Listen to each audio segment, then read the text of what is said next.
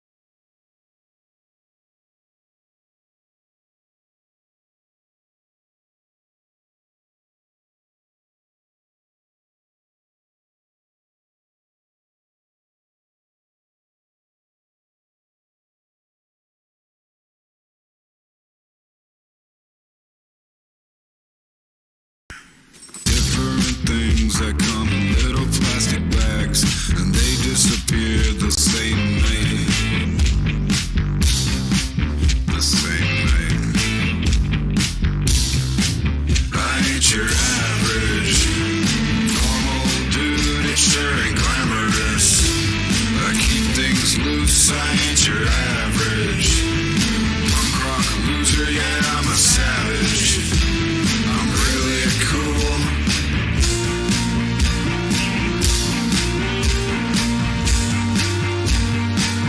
I try to warn you, I'm loose.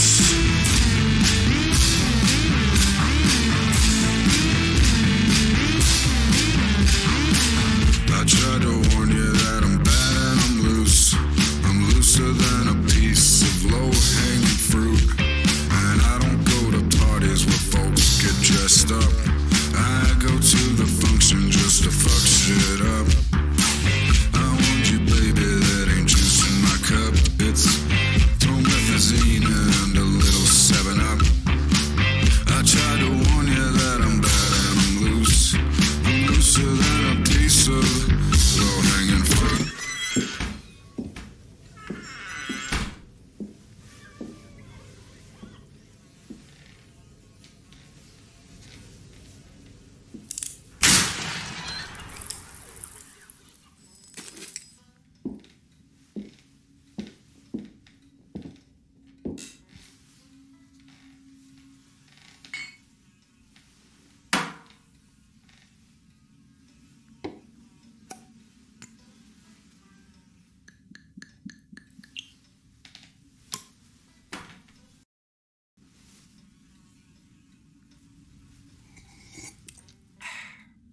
I ain't your average normal dude, it sure ain't glamorous. But I keep things loose, I ain't your average punk rock loser, yeah, I'm a savage. I'm really cool.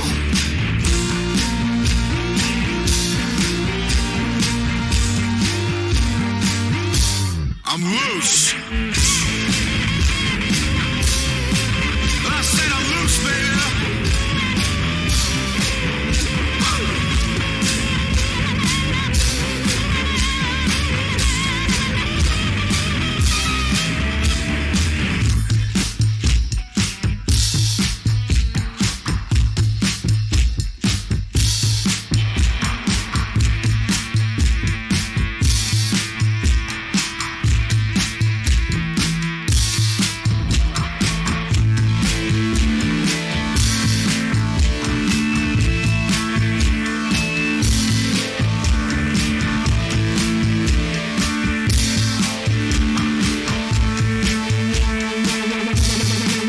I'm drenched in sweat when I wake up, need to hang up my sheets, pour up a beer, and walk out with no shoes on my feet. And I don't need nobody tell me how to dress.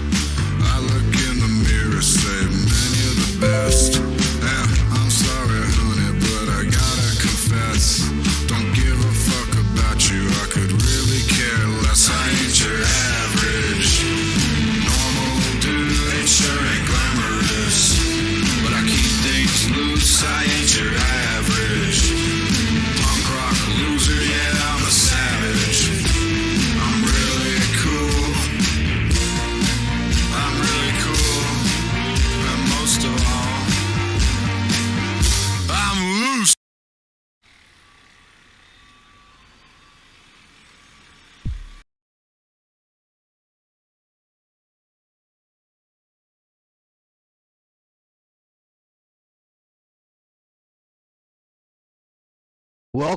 Welcome to the Sarcasm Society.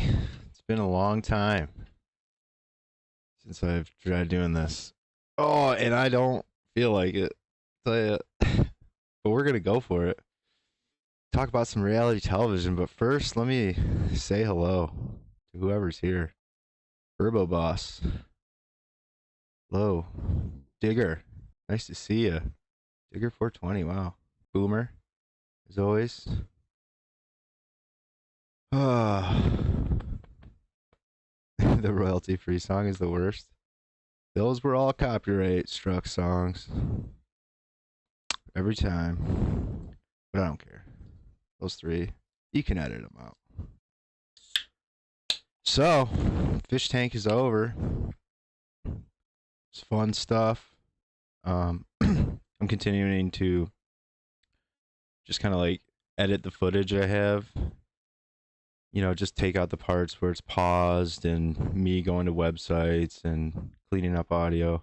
Just kind of using it as a way to get better at editing and putting it out there. Actually, my last episode I put out, one of the guys that was in the show that was featured in the episode, he saw it, left a comment, which was pretty cool. But trying to explain fish tank is like it's pretty tough. It's tough to break down into like a 10-minute video. I've seen a couple people make attempts at it. There's a guy on the show named Lance, and since he's been off, he's made a bunch of videos about it. He's done a pretty good job. He's really good at it. Does like video essays.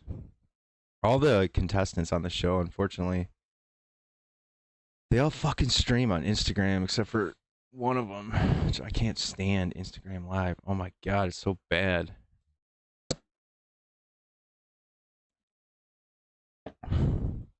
Burbo's eating tacos? Hell yeah. I wonder how long the delay is between me and chat. So, pull up the YouTube video. No longer disappeared. We got 2 people watching. It's pretty cool. 7 views.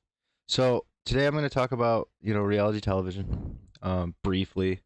I'm not going to go into like the whole thing. But when I was trying to like come up with a show for telling people about Fish Tank Live, I figured it's one of those things you kind of want to know about it, and it's tough, but it's easier to explain what I think influenced Fish Tank, because I think it is very original. Oh my god, I just realized it's completely out of character. No wonder this show's gone so bad. Fucking A. These aren't even the right ones. Where are they? Can't even see in these ones. There.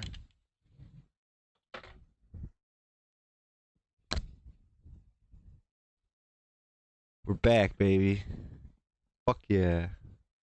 Fuck. Anyways, this is why I wrote some of this shit down, because I got all lost already. So Fish Tank Live was a reality web series, okay? And I heard a lot of people say it's the one that stuck with me is a lot of people called it like Big Brother with retards, which I don't know why, but that pissed me off. I'm like, no, that's not what it is. But there's a lot of truth to that. There definitely is. But it's like, to me, it's like every reality TV show is like everybody's retarded. It just seems like that's sort of the thing that's going on. But I think that's because we're just all retarded. But theirs is completely unique in one aspect, that it really was completely accessible 24/7 for 6 straight weeks, minus, I want to say, 30 total hours. There was like 2 points where the site went down. They went to YouTube briefly for like 5 days, and they got kicked off YouTube and went back to the website. So it's weird because you can tell when I was uploading footage of the show, which I'm today 26 right now. Like, the show kind of sucked the first 10 days, and I didn't really have any footage, so I had to kind of like compile clips and stuff and put them together the best I could, because everywhere else you look, you can only find like just 2-minute clips. So it's really hard to, if you didn't watch the show, to try to understand what the hell went on in the show. So the first 10 days are kind of boring, and then like day 11 to like day 17 are also kind of boring. They're kind of like this one show that I'm going to talk about here, The Real World, which I think every time somebody says Big Brother, they should check themselves, because Big Brother is just a fucking carbon copy of The Real World. And I mean, even I was a little too young for The Real World, but I remember like having a babysitter that was there watching it. It was like a big deal.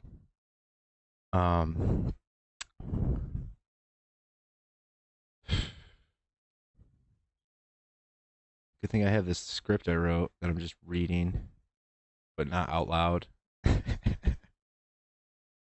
So we all know TV, reality TV. Let's just fucking let me show you Big Brother or the fuck is it called?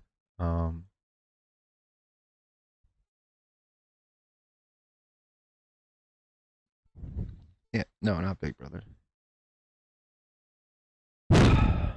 The fuck is it called? Why am I brain farting right now? Oh,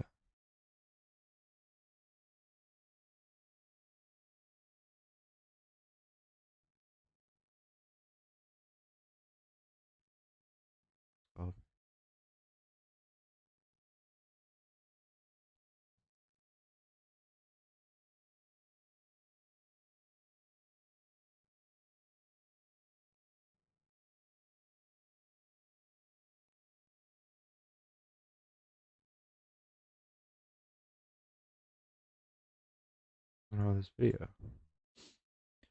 Dude. I thought it was like, this is never gonna happen. This is not going to happen. They can't do this to 7 people. So this is the real world. God damn it. There we go. Boom. 1992, the real world. Okay. And I would say the first like 17 days of fishtank.live is a lot like this. They were like trying to be this show while also kind of make fun of Big Brother, because Big Brother added all the challenges, you know? And it was kind of gay. Well, at first I thought that they were going to put us in like this little box and it was going to be like a nightmare. This is the true story. True story. 7 strangers picked to live in a loft and have their lives taped. To find out what happens. What? When people stop being polite. Could you get the phone? And start getting real. The real world. Hello, I'm Julie, and I'm from Birmingham.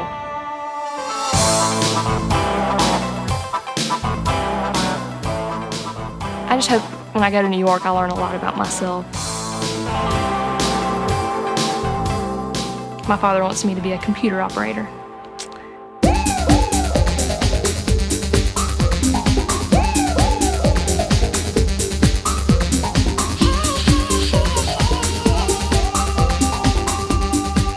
If the dance career doesn't make it, she needs something else to fall back on. So why? I mean, I think you can see like the basic premise of that show. And they were just like, you know, in this house, and they weren't allowed to go outside. And I thought one thing that was interesting about it is, you know, back then we didn't have like smart tiny little webcams we could, you know, put up in the corners of houses, or phones you could carry around. So the people were allowed to go anywhere in New York, but everywhere they went, there was this guy with this gigantic camera and a boom mic following him. So everybody's staring at you everywhere you go. So people just never left the house is what happened. So, you know, I think this show deserves a lot more credit than Big Brother, but everybody shouts from the top of their lungs about Big Brother. But just a shout out to the real world, because that's the big thing, you know. Like, reality television in reality has been around since like the 40s. And strong. Like, it's been so prominent in television so far back. It's crazy to think about. Like, here's a weird one for you that you wouldn't think about as reality television that was super successful, that probably most people have seen. America's Funniest Home Videos. I mean, that's one of the most successful reality television shows ever. In the 90s, it was huge. And then the 2000s with, you know, Survivor and American Idol, of course, Big Brother. These things became like global franchises. And that's when it started getting like, you know, fuck reality TV, it sucks. But I feel like it gets classified as the American Idol and the Big Brother and the Survivor and the Kim Kardashian. But there's like so much more of a gigantic genre that there's so much good reality television. It's kind of hilarious. You know, the different subgenres are, hidden cameras, talent search, documentary series, obviously ordinary people, high concept game shows, home improvement shows. I mean, that's pushing it on reality TV. Court shows. Um, a lot of people say that it doesn't really accurately reflect reality. Participants are placed in artificial situations. Editing can really be misleading, which I feel like, Big Brother and all that stuff, like people say Big Brother's 24/7, but it's like it's not. It's 30 minutes or 45 minutes, whatever it is, because it's all edited. It's kind of sucks. And then you got Fish Tank was 24/7, and somebody made a video summing it up pretty well. Basically they showed a clip of Fish Tank, and it's like somebody just sitting somewhere eating for like 5 minutes straight. And it said, I log into Fish Tank for 1 hour, I log off for 5 minutes, and then it shows like all this crazy stuff happens. And that's it. The big thing about Fish Tank was the fear of missing out. And when you did, it sucked because it was really hard to see the footage other than small clips.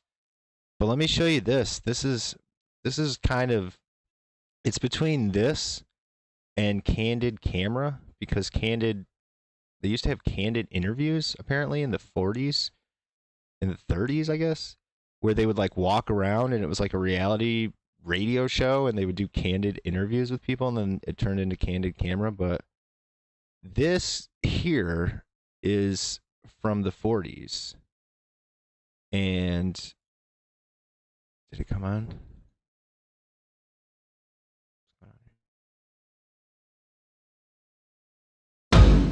I thought it was like, this is never gonna happen. This is not going to happen. They can't do this to 7 people. Shit. At first I thought that they were gonna put us in like this little box, and it was gonna be like a... What's happening? All right. Boom.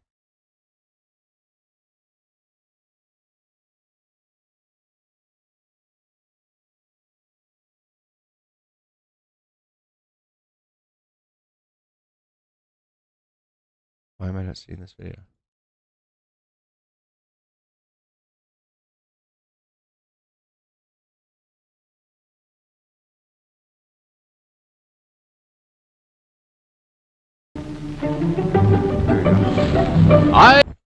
So this was a show called I've Got a Secret, and I didn't get the exact date because I'm lazy, but it's in the 40s. Somebody said 77 years ago in a comment, but I didn't realize how old that comment was. So it's around 70 years old. But Lucille Ball was on this show. Think about how weird that is. Even I was like, wow, Lucille Ball. Fuck. Is my stream nuked? Just saw that. But I'm here. Okay. So this is from the 40s. The show is called I've Got a Secret. Let's check it out for a second. I've got a secret. I would like to go over and personally escort our next guest on the show tonight.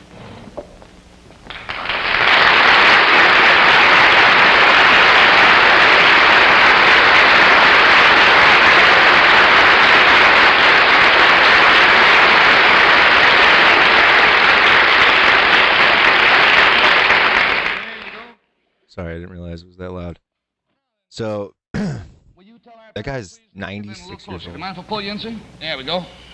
Will you tell our panel, please, what your name is and where you're from? My name's Samuel J. Seymour. I'm from Maryland. This is Mr. Seymour from Maryland. And we brought Mr. Seymour all the way up from Maryland, and by golly, he got in a hotel and fell down the steps and gave himself... He keeps getting nuked, huh? Well, let's just sit here for a second and see. I don't have any more warnings or anything, so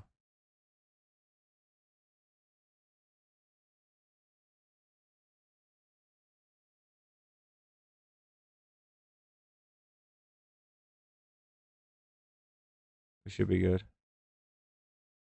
Just because I played 3 copyright songs in a row. Whatever. That's why live streaming is fucking gay. But whatever. Let's keep going. I think I'm back up. I'm pretty sure, right?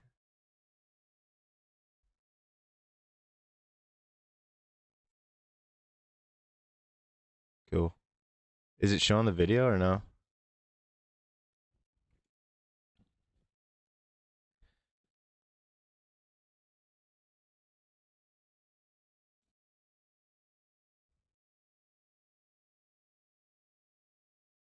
I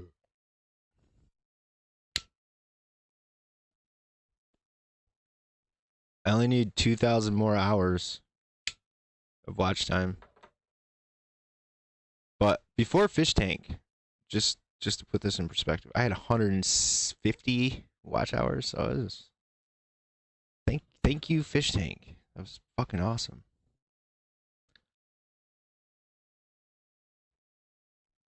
All right. So I was talking about reality television. Should we restart here?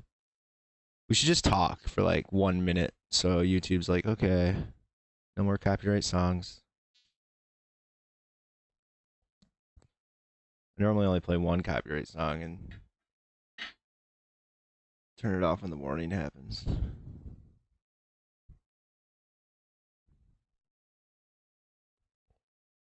Took me like 2 weeks to get this fucking mic working though. Holy shit. I was looking at my old videos too, and I'm like, it was all this Discord update. Swear to God, I had to change so many fucking settings. It was nuts.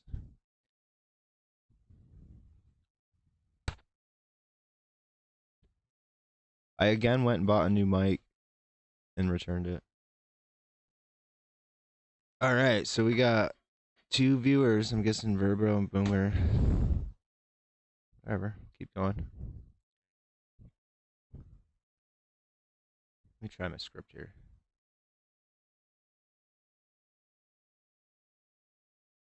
Reality television is a genre of television programming that showcases unscripted, real-life situations, often featuring ordinary people instead of professional actors. It emerged as a distinct genre in the early 1990s and gained prominence in the early 2000s with the success of shows like Survivor, American Idol, and Big Brother. Hate Big Brother.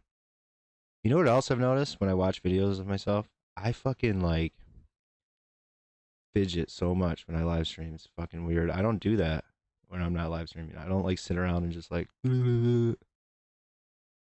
anyways.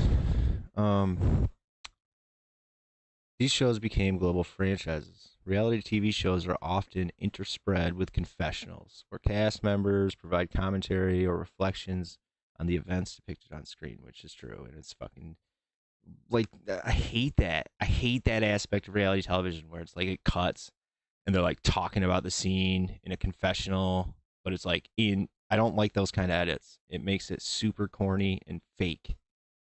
That was sort of neat about Fish Tank because they had no ability to do it. Everything that they did as like a gag or whatever, you were in on it because even the producers, like, they would scheme on camera. It was just the contestants couldn't see, you know. So, which there's another show that did that really well. But the big one is competition-based reality shows. They're the most common format, featuring, you know, gradual elimination of participants, you know, judging panels or audience voting or self-elimination, however. But not all unscripted reality television falls under that, but that's the most, you know, common way. And I think a lot of people thought Fish Tank was like that, including myself. And I think the first 17 days it gave that impression, but in the end, it was sort of just, it was just like, who's gonna quit? I think they did eliminate Vance, but it was so sporadic and weird, you can't really say what it was. That's what's kind of neat. But yeah, I was gonna show you a few reality television shows that are related, that I think influenced or like are a part of what Fish Tank was. But first, I wanted to show you that, you know, reality television started in the 40s and 50s.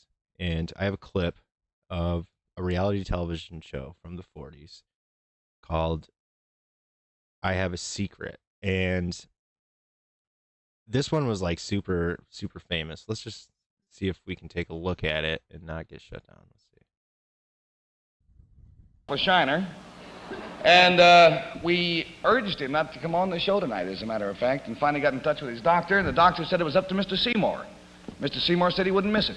So here he is, and feeling apparently pretty well.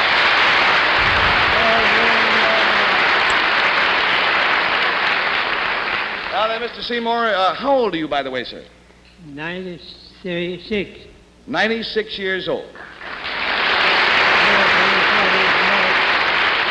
Now, sir, if you'll whisper your secret to me, I'm sure the folks at home would like to know what it is.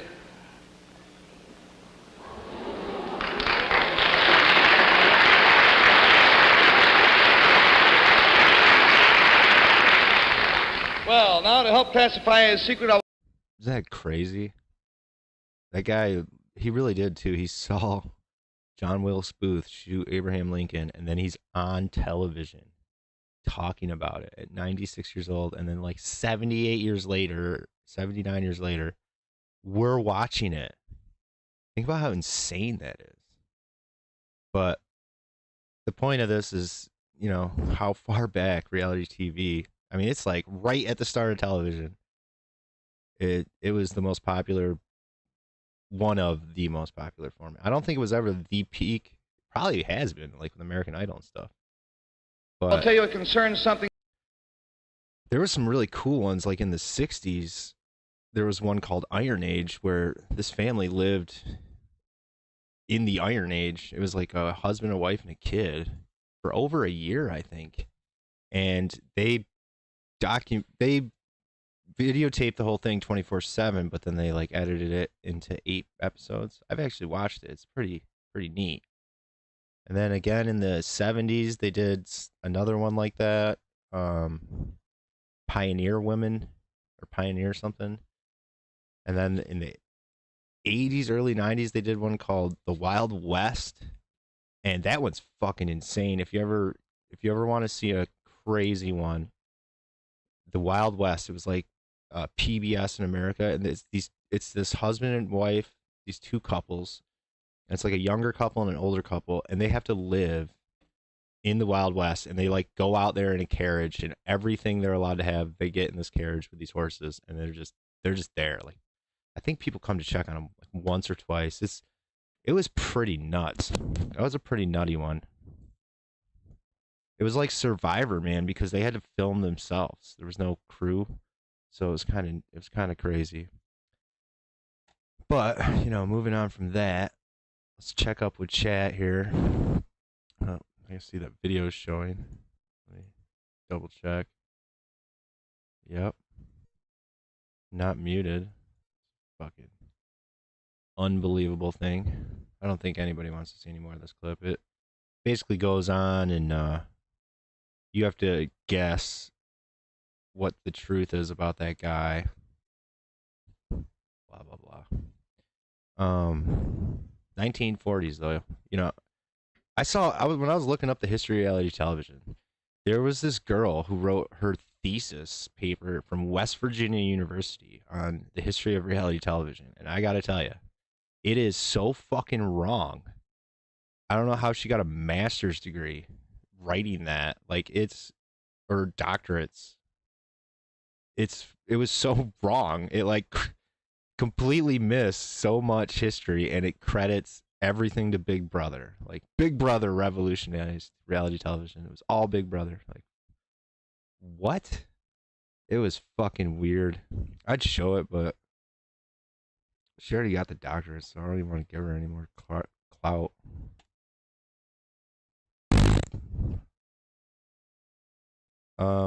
I think we should watch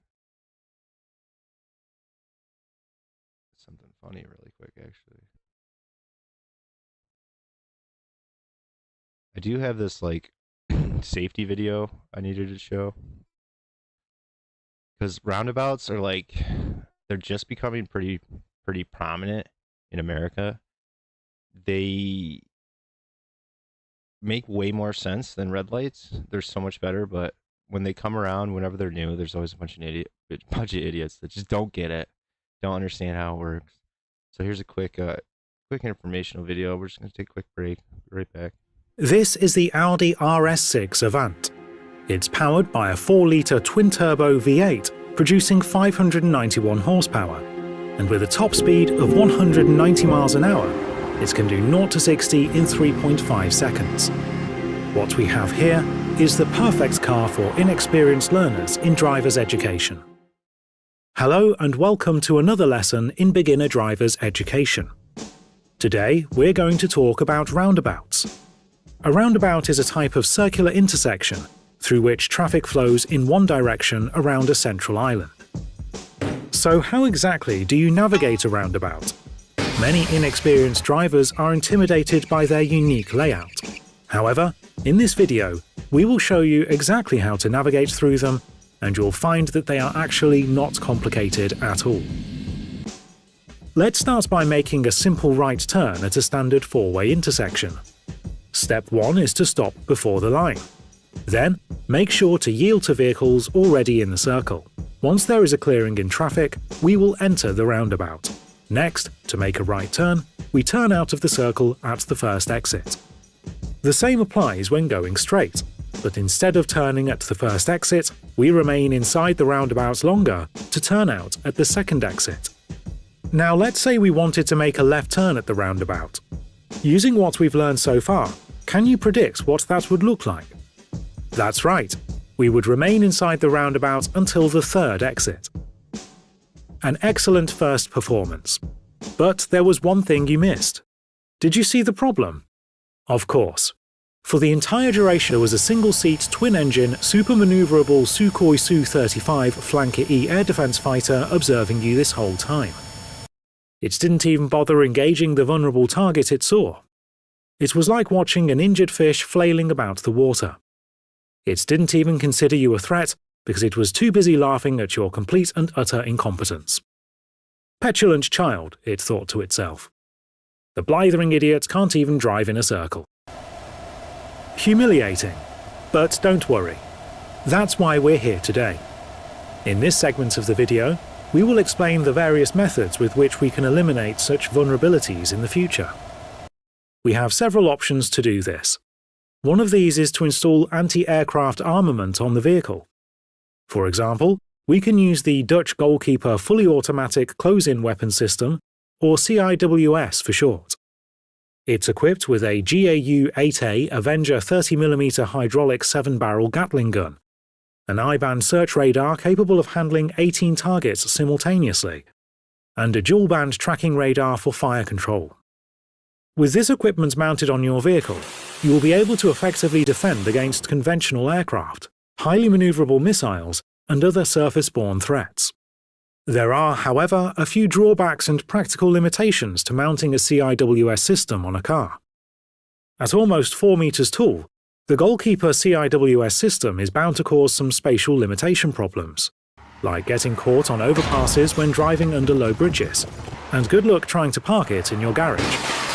Yes, it may cost a few million to repair the damage, but the cost on your dignity from blundering a multi-million euro weapons system because you can't drive a car properly is a bit more than that, so that doesn't work. We are thus left with one other option, which is to lease your own Eurofighter Typhoon twin-engine Canard Delta Wing multi-role fighter from the Österreichische Luftstreitkräfte and beat him at his own game. Take your Typhoon up there and swat the annoying mosquito out of the sky by challenging the infantile pillock to a classic World War II-era dogfight like a real man, to show them who the real king of European airspace is. You have a 27mm Mauser BK-27 autocannon. He has a 30mm Grayutsev Shipunov Gushar 30-1 autocannon. No fancy maneuvers, no guided missiles. It's pilot-to-pilot, plane-to-plane, and gun-to-gun, in a show of pure aviation and gunnery experience. You've already had a few hours behind the wheel, so you should have no problems executing basic fighter maneuvers in an aerial engagement. Remember, maintain your aircraft's energy, keep his tail on your line of sight, and relentlessly pursue the insufferable oaf that insulted your driving skills. If he gets behind you, break out the rolling scissors and force an overshoot. If he tries to turn away, execute a barrel roll attack and maneuver your crosshair towards his line of travel. He can't escape you now. Press whatever advantages you have at all times and maintain situational awareness. If you have the altitude advantage, you may attempt a high sideguns pass by entering a powered dive and attacking in a single high-speed pass. When you have the airspeed advantage, you can execute a high yo-yo for increased maneuverability in a turn fight, while conserving your energy. Now who's laughing? With what you have learned from your driver's education course so far, you should be able to make short work of an enemy aircraft. Now that the annoyance has been taken care of, we can navigate the roundabout in peace. Observe as we navigate the traffic circle, while obeying all traffic laws and driving under the speed limit.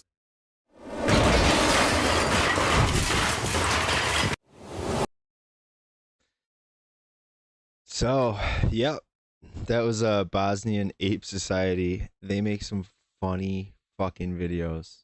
Holy shit. So back to reality. Oh, there goes gravity. So, let's see. I'm gonna make a poll here. See if anybody's even seen these 3 shows I'm gonna talk about. Do interact with your audience. Start a poll.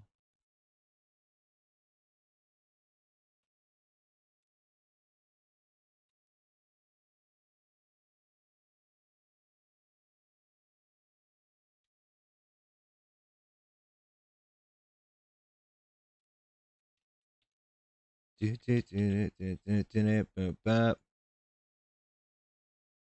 was the third one?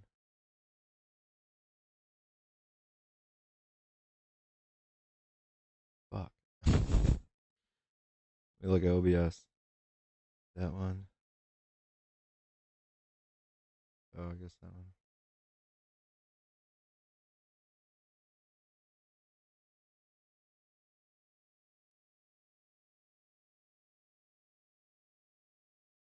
Boom. You seen any? Has anybody seen Joe Schmo, Kenny versus Spenny, or Space Cadets? Ooh, we got a Kenny versus Spenny. Nice. Often called the South Park of the North. Because like South Park, they get away with stuff that everybody else doesn't for some reason. Funny story about Kenny versus Spenny that I learned. Their like one of their first shows aired right after this, or right before this, like really mild mannered like news show, you know, that like old people would tune into, and like there was the end of one of their episodes was like them, I don't know, sucking each other's toes or something, and people freaked out. It was a funny story to hear. Yeah, Joe Schmo, Snafu, seen it? Yeah, so I never saw it until after Fish Tank was over. I started like looking into reality TV and I found it, and it's crazy.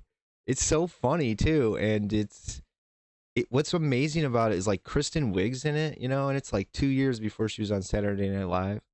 And then there's another guy on there that's on It's Always Sunny in Philadelphia. You know, this is before they're famous. But yeah, let's take a look at these 2 shows. So, Kenny versus Spenny. Which one should we look at first? Nobody's seen Space Cadets, so I have 2 votes. Well, first here's Space Cadets, okay? Let's take a look at Space Cadets. This is the Audi RS6 Avant. It's powered by a 4-litre twin-turbo V8, producing 591 horsepower, and with a top speed of 100.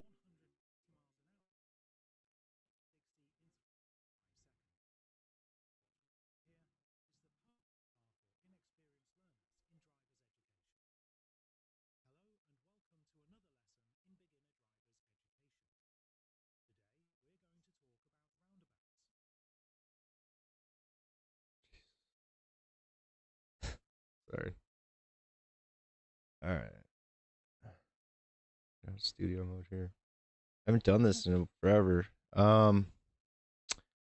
Space Cadets. So this was a show created in Britain. Okay, Britain's got some funny ones, including if you've never seen An Idiot Abroad, that is technically classified as reality television. That is some of the funniest television I've ever watched in my life. It is so. It's like the guy that's the main guy in the show. He's so real, and he hates everything, and it's so funny. But there's nothing like that in Fish Tank. Now, in Fish Tank, there is an element that's a lot like the Space Cadets. Okay, so this show, I'm gonna let them explain to you what this show is. Here we go. 2005, these three people believed for 5 days they were astronauts, 200 kilometers above the Earth's surface on a Russian space shuttle. We've just seen the Earth. Like, I can't even believe I'm saying that sentence. They were actually in a state-of-the-art Hollywood simulator in an aircraft hangar in England. Solid rocket boosters have ignited. Come on, Bill. We're doing 28,000 kilometers per hour right now. It's like we haven't even left the ground. Filmed at a cost of £4.5 million, it was the most elaborate television hoax of all time. An illusion David Copperfield would be proud of. A hoax that required completely transforming an ex-US Air Force base into a fictitious Russian space camp. Nastrovoya. State-of-the-art engineering, simulator, and sound design, straight from the world of Hollywood. On the launch, we have a hydraulic ram which lifts up. An army of actors trained to improvise for every eventuality. You could tell this group anything about space, and they would believe you. And they did. Gravity is like just about anything else, but you can actually control it. This is the story of the most elaborate and expensive practical joke you've probably never heard of. Is it pipes or is it people laughing? Are we actually in space? This is the story of the Space Cadets. So yeah, that was a crazy one. It was like 8 episodes long, and it they tricked. It was like 16 people, and then the 8 people that didn't make it to go to space, they were like told about it, and these people really thought they were in space, which is like the ultimate insult. Like, they had a launch and everything, and they thought they were up in space for 3 days, and they had an excuse for why there was gravity and shit, and it was like, how do you buy that? But they bought it. I think they got like, I can't remember, I want to say $50,000 though. Quite a bit of money. But if you think about it, like how much money that show made, they got fucking ripped off. They should have been getting like $2 million. Reality show people get ripped off. Like, it's never a good deal for the reality show star, for the most part. It's Fish Tank was a good example of this. People that would leave like on high standards, like people loved them when they left. If they came back, they would like show them their true self, or their fake self, I guess, and people just started hating them. It happened to 2 different people, and it was like crazy. So let's look at Kenny versus Spenny, man. This show's fucking crazy.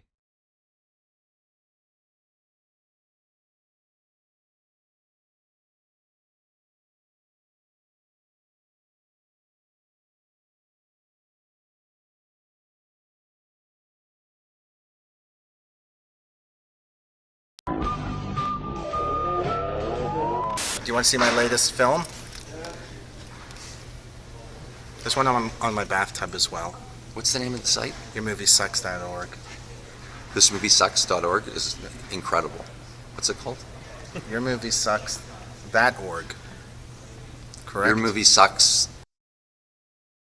To touch the ground, lose.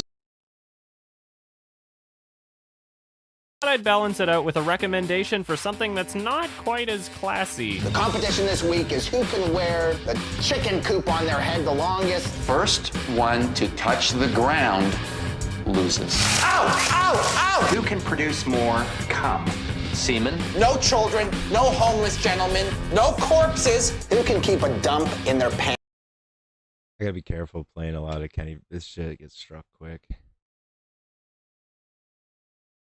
He tied to a goat the longest. Who can eat the most meat? I don't feel so good. We got a huge bag of weed. Whoever smokes the most wins. This is the boner competition. First one to get a boner loses. He doesn't even have a boner! No, you're gay! We're both gonna put dead octopuses on our head. You think I'm gonna take the bigger one because I'm taller than you? Yes. You weigh more than me. My penis weighs more than you.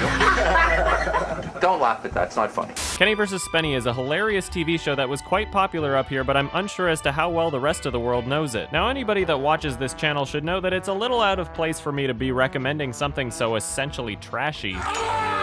So I'd like to take the time to explain what aspects of the show I think make it great. Now let me start by saying the show definitely has its flaws, and if you watch the wrong episode, you might be turned off of it altogether. But the many great episodes of this show are so hilarious and entertaining that the lesser filler episodes can easily be ignored. Now some people might call this a reality TV show, but I'd say it's more comedy than anything. And it's not as if a camera crew is pretending to film their everyday lives and occurrences. It's essentially kind of a game show where the game changes every episode, but the contestants stay the same. And no matter what the contest of each episode is, you're basically watching a maliciously evil man torment an emotionally fragile man for 6 seasons. And I fucking love it. Now that's key. The emotional torturing part there. Big part of Fish Tank. That's probably its biggest premise. So it's part Kenny versus Spenny. It's part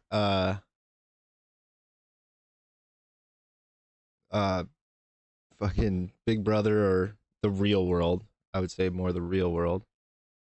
It's part Space Cadets, because some of the people that come on, you know, they don't come on until after day 17. They've been watching the show, so they're not necessarily like hired actors, but they're in on it. They know what's up, and it made it really funny. It's a really funny aspect to it, and like Joe Schmo, I think, does it better than, like, Kenny versus Spenny is more like, it's real. It's so real, the two of them. Like, even though that they're setting up gigs or acts and stuff, you know, it's still those two guys being those two guys, you know. Of course, you act a little different in front of the camera and everything, but it's still, its basis in reality. I think that and Fish Tank Live had that in common. And then, you know, just the people being stuck in the house together. They tried to, like, make the Big Brother element, but the show sucked when it was like that. And they were trying to, like, parody it, but I don't know how you really parody it, because it just ends up being the same thing. But Joe Schmo, dude. And this is what happened on Fish Tank when... This clip I'm about to show you, man, holy fuck. When the people, the freeloaders started coming on the Fish Tank show, the comedy just wrote itself. Like Fatty Airsoft, he just made an ass of himself all the time, free of charge. Fucking hilarious. And this guy just seemed to do it too. What the fuck?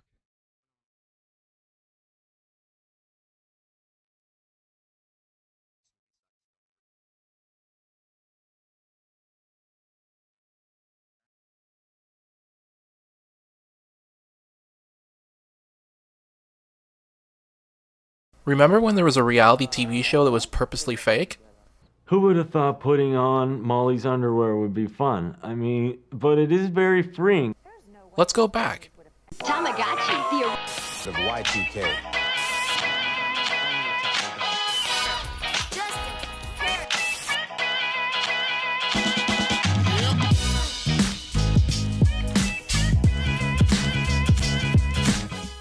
The year is 2003. The Return of the King wins 11 Oscars, including Best Picture. Kids are letting it rip with Beyblades, and the United States finds a hobo living in a hole, causing the country to start calling French fries freedom fries, or something like that. Lance Armstrong wins his 5th tour to freedom, and Arnold Schwarzenegger becomes the governor of California, 2 men who will surely never be disgraced. Aye. A massive power outage plagues America, but that doesn't stop Spike TV from making its debut, and one of the shows that premiered in September was the Joe Schmo Show. Spike TV was dubbed the television network for men, and it was the pinnacle hate to pick on this guy, but man, did you hear him say Joe Schmo? I gotta hear it again. One of the shows that premiered in September was the Joe Schmo Show. Spike TV was dubbed the television network for men, and it was the pinnacle of early 2000s trash TV. Has it aged well? Absolutely not. But there was something about television in the early 2000s in America, but that doesn't stop Spike TV from making its debut, and one of the shows that premiered in September was the Joe Schmo Show. Spike TV was dubbed the television network for men, and it was the pinnacle of early 2000s trash TV.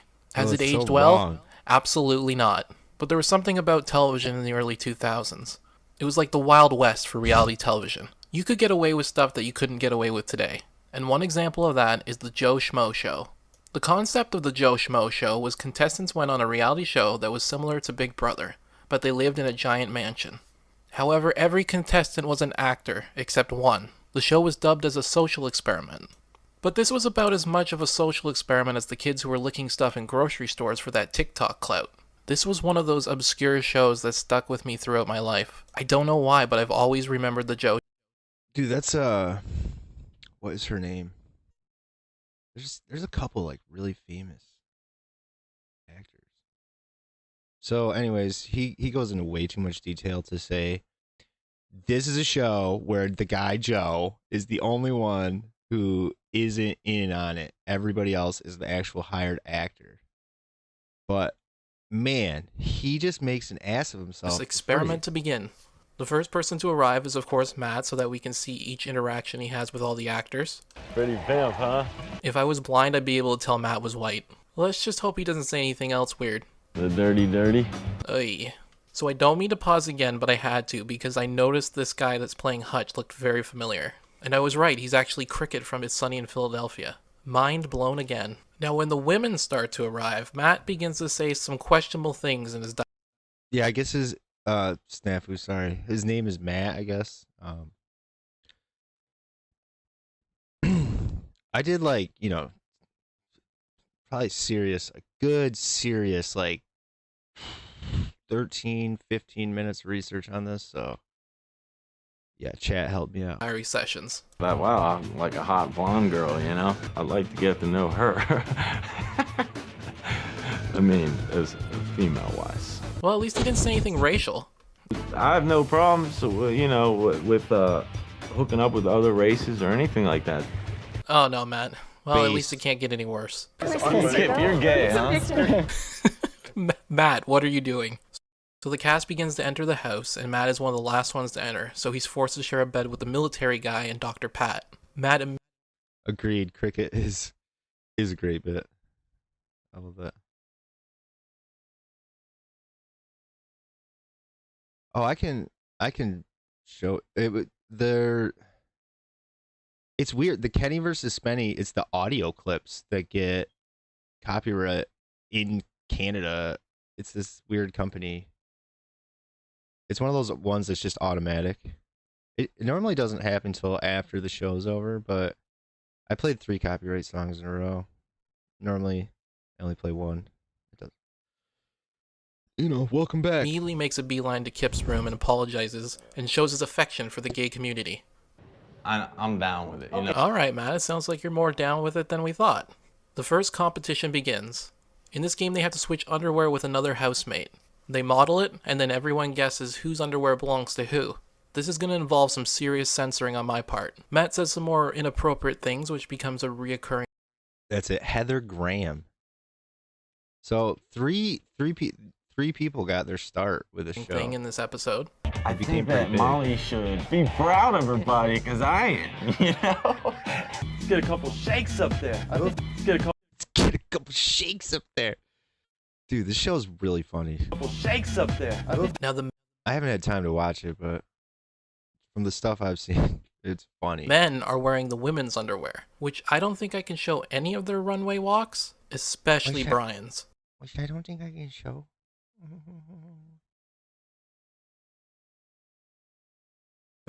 Look all small on TV. So I tried to tug on it. No. No, I did play with it a little bit, though, to get the size up. I swear this video writes itself. And the way he says it as a... So he's taught. I guess let's watch this one more time. This is his confessional. A little bit, you know. I didn't want to, you know, look all small on TV, so I tried to tug on it. No. No, I did play with it a little bit though to get the size up. I swear this video writes itself. And the way he says it as a joke when it's not a... No. You're mixing up the Santa with the fishes. You're thinking the Santa ones had fish. Well, I don't have my contacts or glasses in. Those weren't fish. No, they were No. My first marriage, I was very young, and I married someone really young, and he was a car stereo installer. And I got married too young. It's just the case of getting married too young. Kristen Wiig really explains herself well out of those 3 marriages. It even convinced me, and it's only day 1, so you have to work up to the craziness that will be Dr. Pat. You know what I don't know though is like, what I don't know if the audience knew beforehand. Did the audience already like so with Fish Tank you didn't? They even like planted a theory in the show that some of them were actors, and the truth was none of them were. The people that came on as freeloaders just knew about the show, and like they would do stuff with the producers, but everybody would do stuff with the producers. You just had to figure out if you were either being gaslit or you were part of the gaslight. Like that was the whole part of the show that got funny. Yeah. Good cool country boy. That's all good and gravy, but there's a TV show, a reality TV show, like, so if you watch the last 3 days of Fish Tank Live, it was awful. It was borderline snuff. Swear to God. It was so bad. It was 2 girls locked in a room being like, you know, everything but physically tortured, basically. And it was just brutal. It was so bad. And it was intentionally that way. And so a lot of people got this impression like it was like really bad. It was like really bad, tough show, but no, man. Japan has made the craziest fucking reality TV shows. Has anybody ever heard of Nasabi or Nasubi? His name is the Eggplant. This is the craziest fucking story. I actually heard about this like years ago. And it's how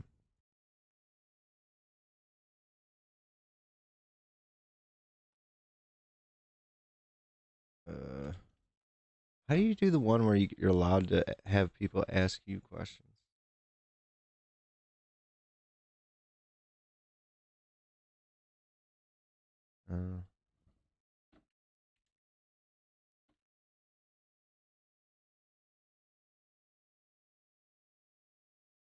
Anyways, yeah, this guy, he's in Hawaii or Japan. His name is Nasubi, and he's basically just like a failing comedian, and he signs up for this reality TV show. And what they do is he doesn't even sign a contract or anything, which is crazy. So they put him in a motel, in a motel room. So it's like, just imagine any motel room. Like, so you got your TV there, a bed behind you, tiny little room. He's not allowed to have any clothes. He has nothing. All he has is thousands of magazines, and he has to enter sweepstakes in the magazines to win stuff, to like do anything, to eat, and he has to win enough stuff to get enough money to get out of this house, right? It's fucking crazy. And there's like a video camera in there, and they tell him that there's, nobody watching. It's just a pilot, and they're not sure if they're going to use it. And a guy comes in like once a day and like switches out a tape.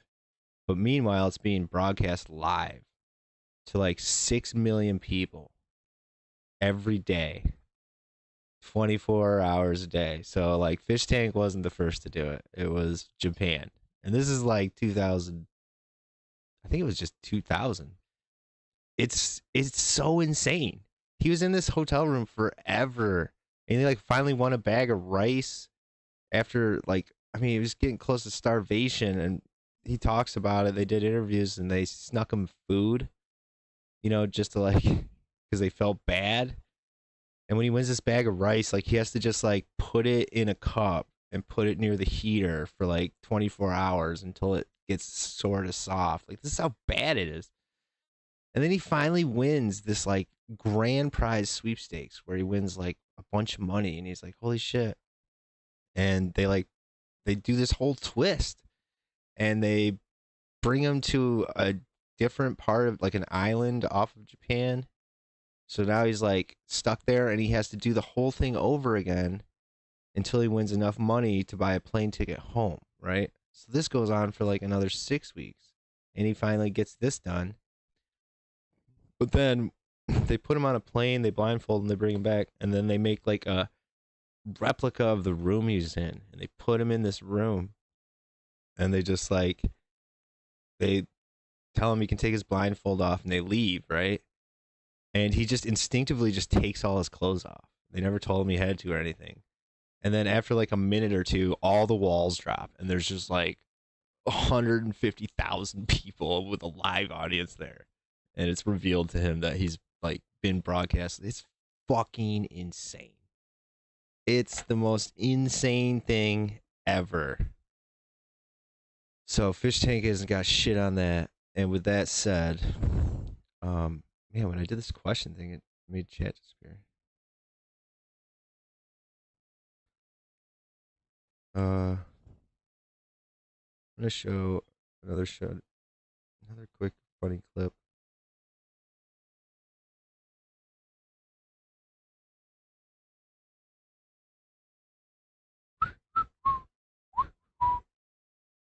Another quick funny clip. Bit.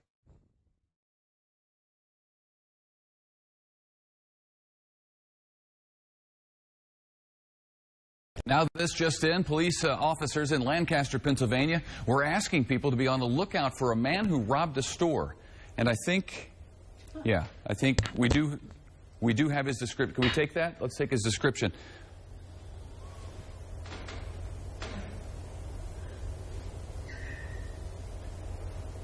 Okay, this is the guy they wanted people in Pennsylvania to be out on the lookout for.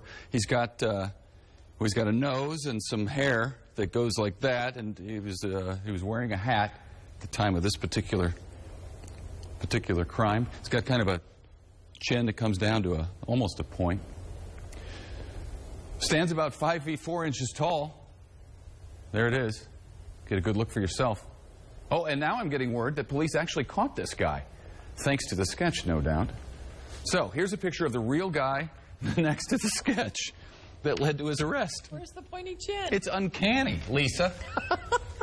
The guy on the left is now charged with 2 counts of theft, is being held in the Lancaster jail. And I say give that sketch artist a raise. This wouldn't be so funny, except it's a real sketch. That was actually the sketch that the police sent out to the good folks in Lancaster. And, hey, to their credit, They got him. they came through. Okay. Minus the hat. Well,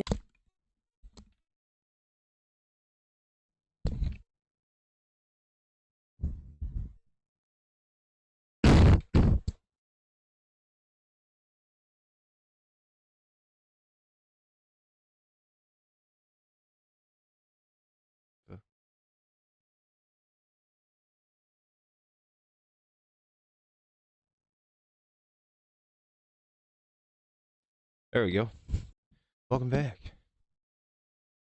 Nasasabi.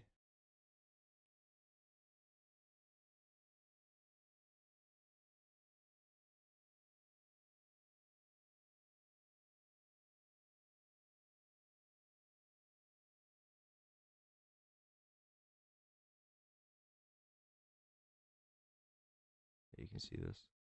This is a quick side tangent. Man, so the shorts, the YouTube shorts, like, there's some stupid shit on there, dude. Like, And it can get me so pissed off. There was this guy the other day. Oh, I'm gonna save that for another show. But he basically he bought a fish from a pet store and he put it on a fucking hook and then threw it out in the ocean and then reeled it in, pretend like he caught it. And then he was like, "Yeah, I'm gonna eat the world's most poisonous fish." Blah blah blah blah blah. And it really pisses me off because I own puffer fish, so I was like, what a fucking scumbag. For his little YouTube short, he went to all this fucking trouble. And I don't think people understand. Puffer fish are really intelligent. So that thing was suffering hard. Sort of pissed me off. What a side tangent. But dude, Mr. Degree, okay? This is another fucking example. It's like Troon Troon. They make the cringiest, stupidest, fucking retardedest videos, and they're making bank. There's so many of them. It's 14.2 million subscribers. Let's take a look at where's their most recent videos. Latest 5 months ago. 86,000 views. Shit. There's probably no audio for this, is there?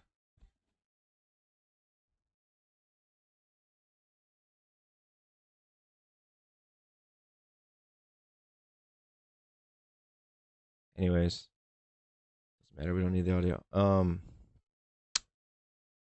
It's all just fake, hacks and just the dumbest shit, and it's just millions of views, thousands of views, and they have so many videos. It goes on forever and ever.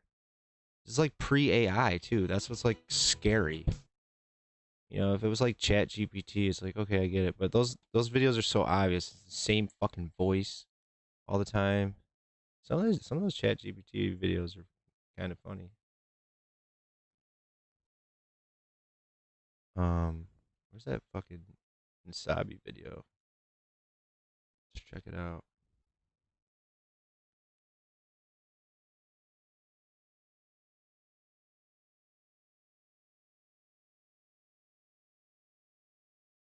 It's just so crazy. I actually heard this on a podcast a couple years ago. It was called This American Life. And I think they do a better job than any YouTube video I found, but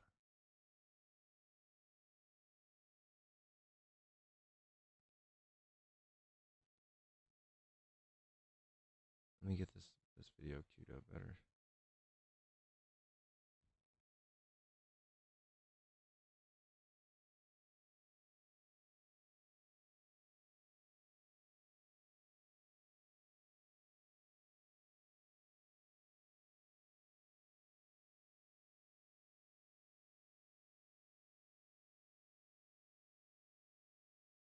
A little better. Gotta add audio to this. Dude, the new Discord update. It sucks.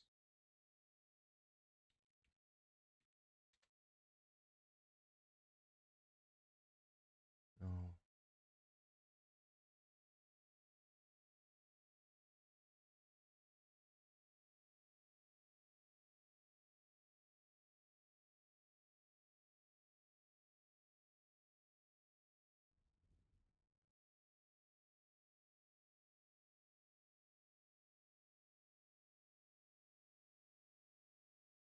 Sorry, technical difficulties. Holy shit, dead air, dead air, dead air. Why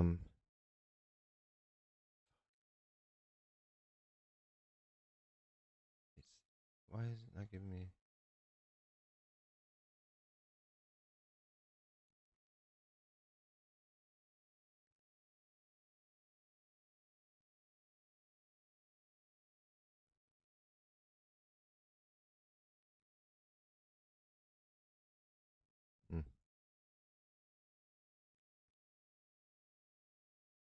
don't know if anybody can even hear this.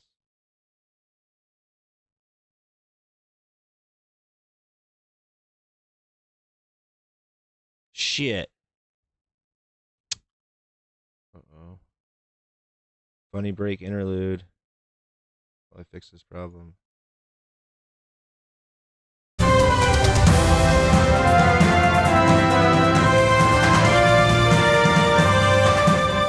We're so excited to welcome one of Hollywood's brightest creative talents, the screenwriter behind this summer's blockbuster, the new Fast and the Furious movie, Fast 5. Chris Morgan, thanks for joining us. Hi, Chris. Now, Chris, these Fast and the Furious movies are just getting bigger and better. So when you sat down to write this installment, were there certain elements you wanted to include? I want the cars to drive fast and then some of them explode. Oh, that sounds so great. Now, I believe we have a clip to show our audience at home. Can you set the clip up for us, Chris? The car went out of the train and then there's a hole in the train. And then the car brought the box. Then the police went after them. Then the box hit the cars and then it crashed into the ocean. Whoa! Looks like this movie never slows and down. And this time the car goes zoom. And then this another time it goes eek. Oh, no spoilers, no spoilers. So, Chris, one of the biggest stars in the business is in this movie. Vin Diesel. What was it like working with him? He has big muscles, and in the movie he said, I thought I was done with this. Now, I understand. All right, we're back. I think I got it figured out.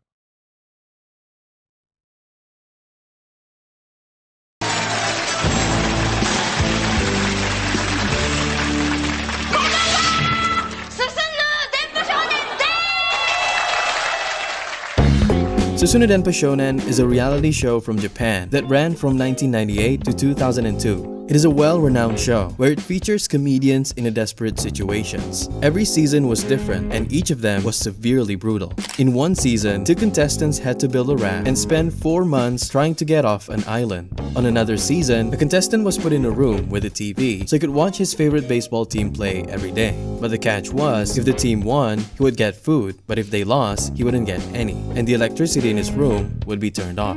The most notorious season of the program is about a guy called Nasu. Hey, Rose. Good to see you. Thanks for popping in. Thanks for hanging around, Verbo and maybe Boomer. In a small flat with only piles of magazines as a means to survive. So this is the in my opinion, the craziest reality TV show that ever aired. In Japan. This guy's locked in this room and he's got to play sweepstakes to win his way out. Until he won a combined 1 million yen in total from consistently entering different magazine sweepstakes. His only source of support was the money he received from these mail-in contests. The producers initially told Nasubi that the show may or may not be aired on television, that it is an experiment and he was recording his daily activities to be broadcasted later, when in fact all of his recording. What's up, Toybox? Good to see you, man. Yeah, 2000 I think it was. This one's beyond crazy though. It doesn't even make sense. Oh shit. Doesn't even make sense that it was ever legal. Like, it's so insane what they did. I think the biggest part about it is the lying to him. And like he had no idea he was on live television. Like, he had no clue. He knew he was on a reality TV show, but he thought it was all being like recorded. He had no idea it was being broadcast. Things, including his most private moments, were broadcasted the entire time for the whole Japan to see and make fun of. Nasubi spent his life over a period of 18 months writing the mail-in letters for entry in order to win the prizes he saw from the magazine. And with a total of over a year, he was in that fucking room. I said 6 weeks. 15 months. Can you imagine? 17 million viewers. This is approaching Truman Show. That's fucking nuts. Every Sunday night, the television program smashed records and doubled HBO's Game of Thrones average ratings. What these 17 million individuals didn't know or even realize is that they are witnessing the deterioration of a man's life in real time, which, to be honest, sounds something like out of a Black Mirror episode.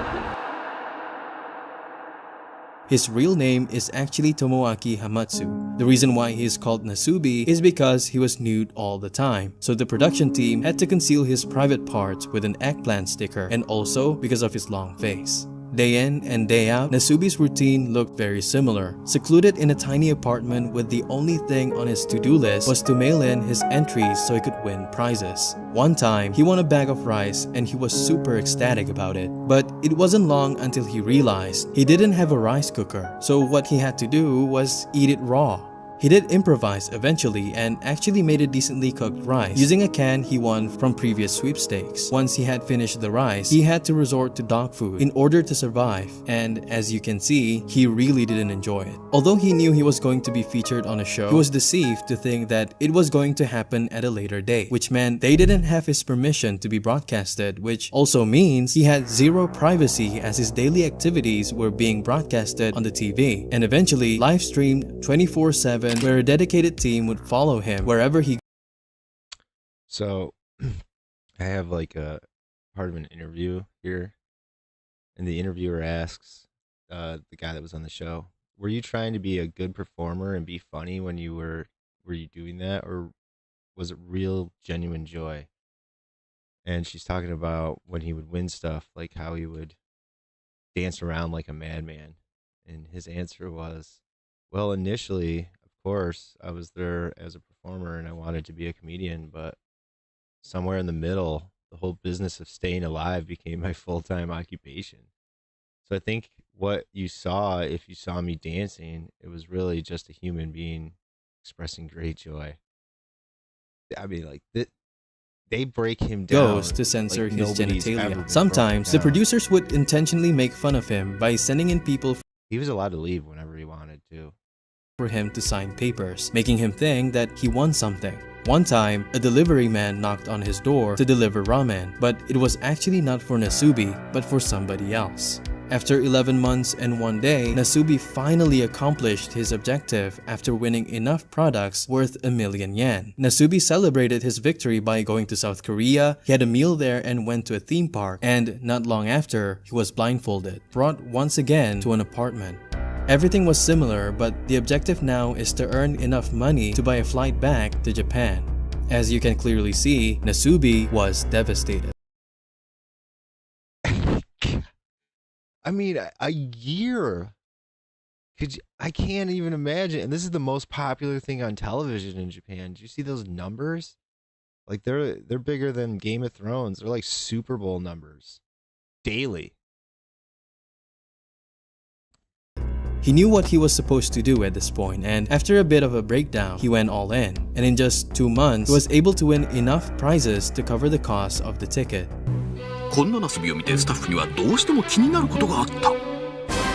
ソウルから東京までの飛行機代46,900円はエコノミークラスという一番安い料金。こんなに頑張ったのにエコノミークラスとはあんまりだ。そこでビジネスクラスにランクアップということはゴールの金額もランクアップということはゴールの57,300円まであと9,500円。頑張れナスビ。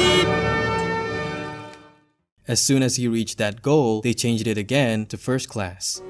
こんなナスビを見てスタッフにはどうしても気になることがあった。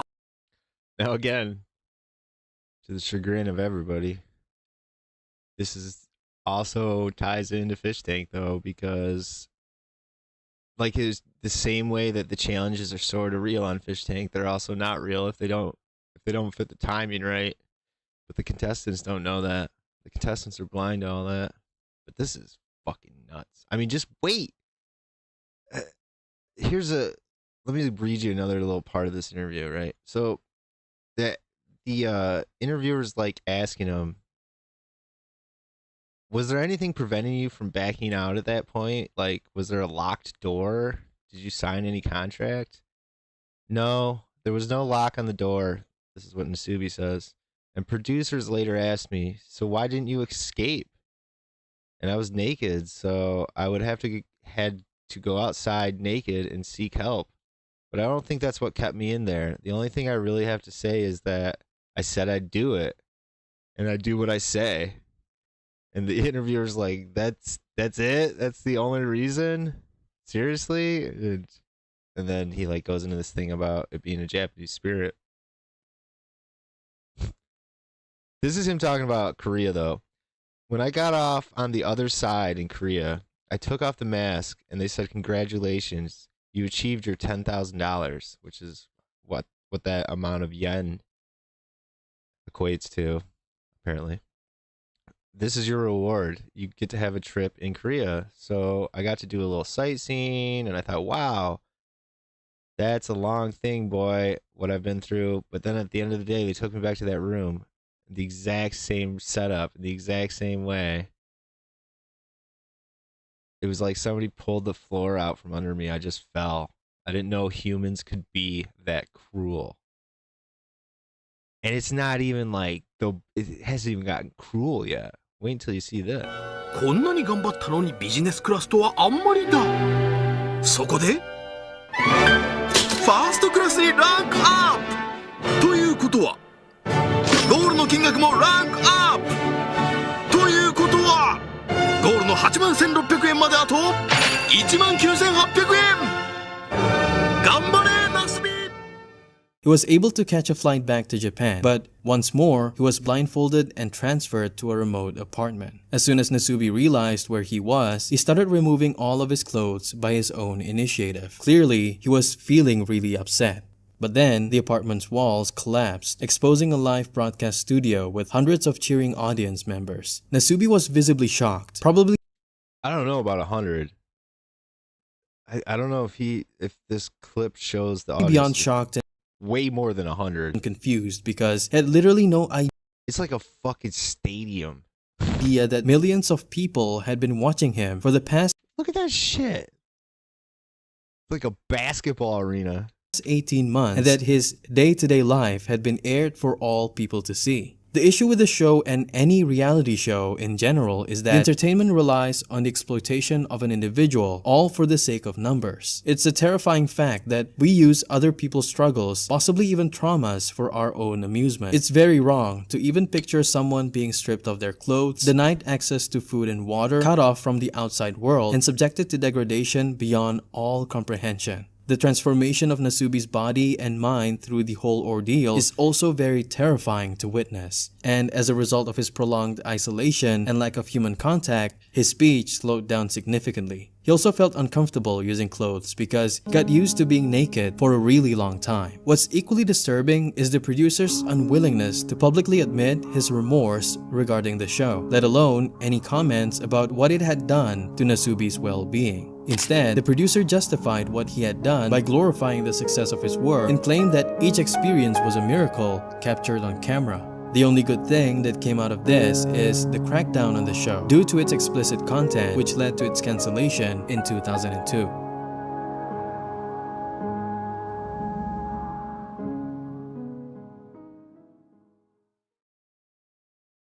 Crazy, right? And then here's a little more context. They were asking him about, after that happened, what he thought, like the day after this event they just showed at the end there. He says, and so I sat there realizing that this new sort of life was, I was no longer just a nobody. The entire nation had been watching me for 15 months. And, to be honest, I thought, well, what is my country coming to? And I was, very happy that my journey was not for nothing, but it's still fucking weird. Fuck. That's so fucked up, dude. What else did he say? I don't want to overstate it, but it was kind of meditative in a way. I had a lot of time to think about my life and a lot of time to think about a lot of stuff.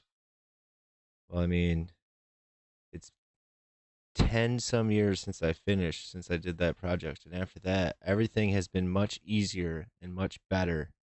I mean, obviously, I'm able to deal with things. I see things happening or I see situations around myself, and I think that's nothing like what I went through in that room. Oh my God. How fucking nuts is that? Fucking nutty. Nasuba.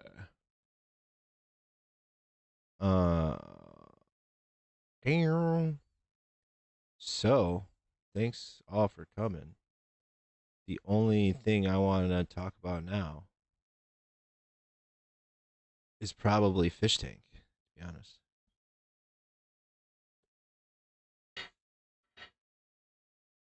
So, you're probably all gonna be bored shitless, but I'm gonna give it a go. I'm just actually I'm gonna talk about what the hell it is I've been doing and why, even though there's not really a reason.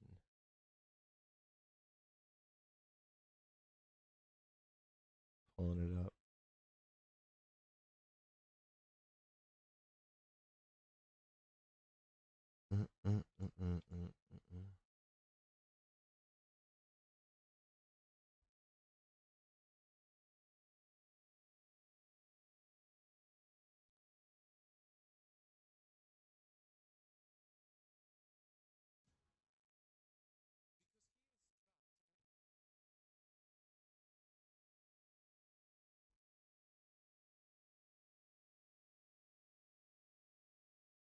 Just need to get audio to this somehow. Try it and see if you guys can hear it.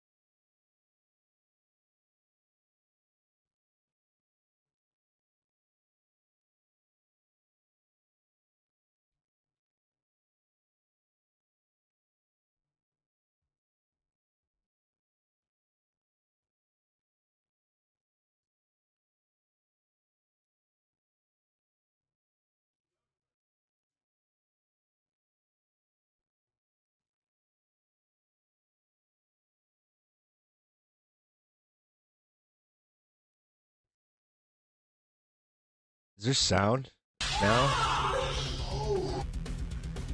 It was like violent for me. There was like it was intense, right?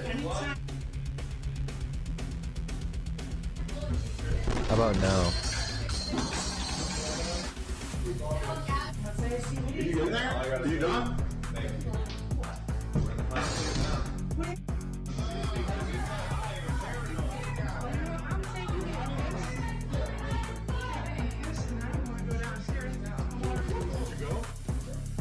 Like piss? Yeah, you fucking threw that shit in my face, bro. You got piss in your face? No, you threw everything on my face. What, the door? No, I didn't mean to. The door. You, the fucking thing was on the wall fell. Oh, are you okay? I fucking love Frank. You good? You gonna slap me? Really? Is audio now? Perfect. Alright, so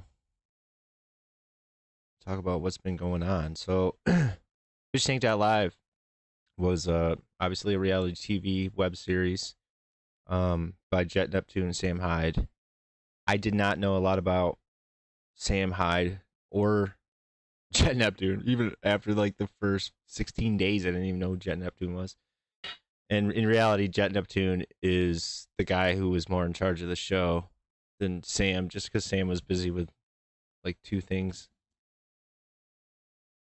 But what was going on is they like publicly came out and asked everybody to clip their stuff and make videos out of their stuff and do live broadcast and do everything because they weren't going to have any advertisers and they weren't going to have time to do it themselves, right? So I ended up joining this Discord and I started watching the show, and I really didn't start watching until like day 2 or 3. And I wasn't really into it. It wasn't that great. But I did see this like unique opportunity / kind of neat like you could tell, like the producers were like talking to the fans, and they were like thanking them every time there was a clip out, commenting on them. Like they've still done it. All the people on the show have been watching people's stuff, and it's been really cool. Anyways, I recorded a ton of footage because during the first 10 days there was this big problem. I've heard so many different stories, a couple that they got hacked. I know they did like go to YouTube and they get kicked off YouTube. YouTube sucked. Luckily it was only like a couple days because you couldn't control anything, so like it was reliant on the whoever was the producer to switch the cameras for you, and it was lame. It was way better video quality, but it was lamer. And anyways, so I had all this footage, and I always planned on trying to make videos, but it was one of these things where it was fear of missing out, and I ended up like, the show evolves. I'm going to show how this show evolves. I'm not going to show a ton of clips or anything, but it's easy to show with the way my video footage goes. The show evolves from being like interesting for maybe an hour or two a day at most, to like a day turns into 6 episodes worth of stuff one fucking day. And it takes place from like 5 p.m. to like 5 a.m. And this starts happening for like a couple weeks in a row. And it was just like impossible to get this stuff broken down. And then at the same time, there's people in Discord that were writing Chat GPT APIs to source source these clips and automatically make like 1-minute clips of things, render them, and then upload them, right? So it was like, there was no sense in like clipping anything. So I was archiving, and then I was just saving all this footage and saving it, and I didn't have time to go through and check it. And as I was uploading it, there was a lot of stuff that I couldn't just release. You know, it was like, you know, me on websites and stuff. I had to take that out, and then sometimes audio wouldn't work. So yeah, I've been slowly working through that. And I'll show you, I'm just going to show you the intro to the one video I made. That's like sort of the start of the series, because I didn't have footage. I had like a couple short clips for the first 10 days, but not much.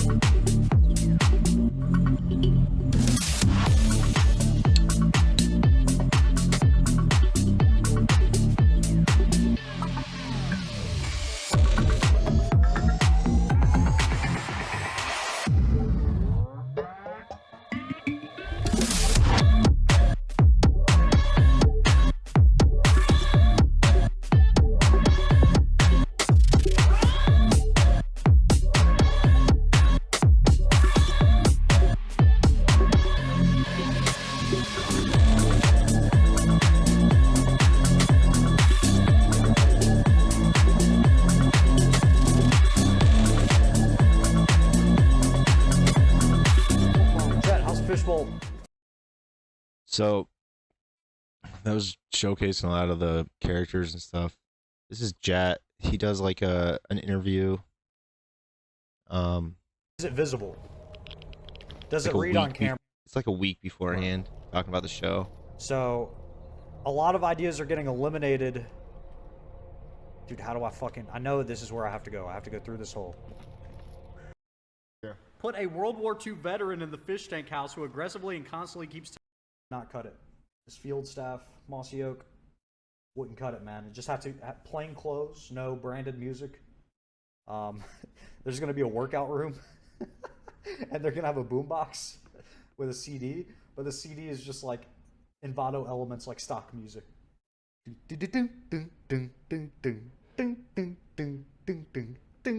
Yeah, working out to that will be really funny. The one thing I will need from you guys when Fish Tank starts is promotion. I'm gonna go ahead and beg right now. I'm gonna pre-beg. When it starts, man, when Fish Tank is live, if you want to help us, there'll be ways you can support. Like, you can, of course, donate to make things happen in the house. It's going to be interactive. You can basically super chat the fucking... You can super chat the thermostat to 100 degrees. Stuff like that. It'll be funny. But say that's not in your budget, man, and you want to support, the one thing I'll ask is, like, when it's going on, just go on any live streamer's chat and just talk about Fish Tank. You don't even have to directly shill, just talk about it. Talk about Fish Tank, man. That's what we'll actually need. Ozzy Kasi with the 25 Australian. The OxyContin over here. And man, I'll tell you what, like they really reached out all the time, thanking people. You could tell that they were there. Like, we did a couple live interviews in the Fish Tank, and I'm actually going to release the Morrow one with it all blurred. And like, people that were on the show would be there, and they had fake names, obviously. And you got to kind of know who were the producers and who weren't.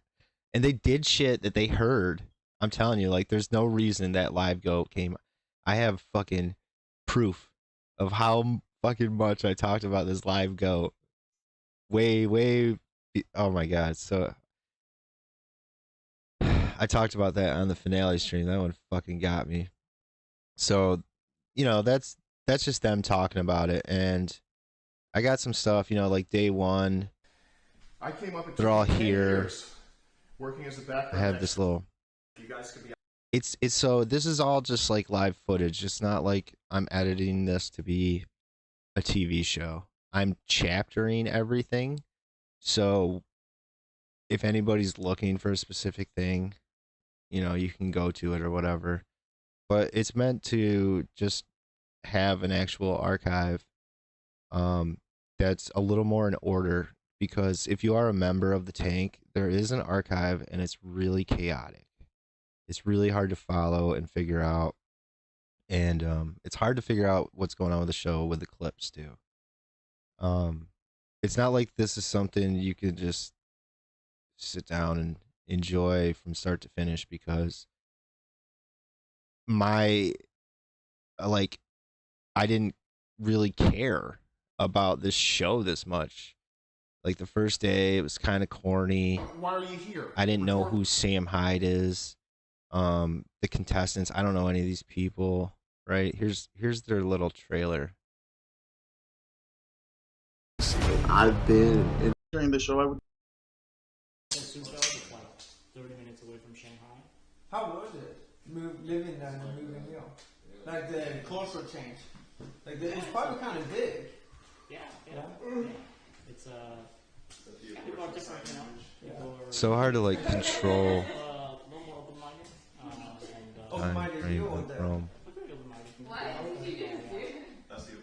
One of my role models is Jesus and probably Andrew Tate. The Fish Tank is a fully monitored smart house. You live in the walls. You control the action.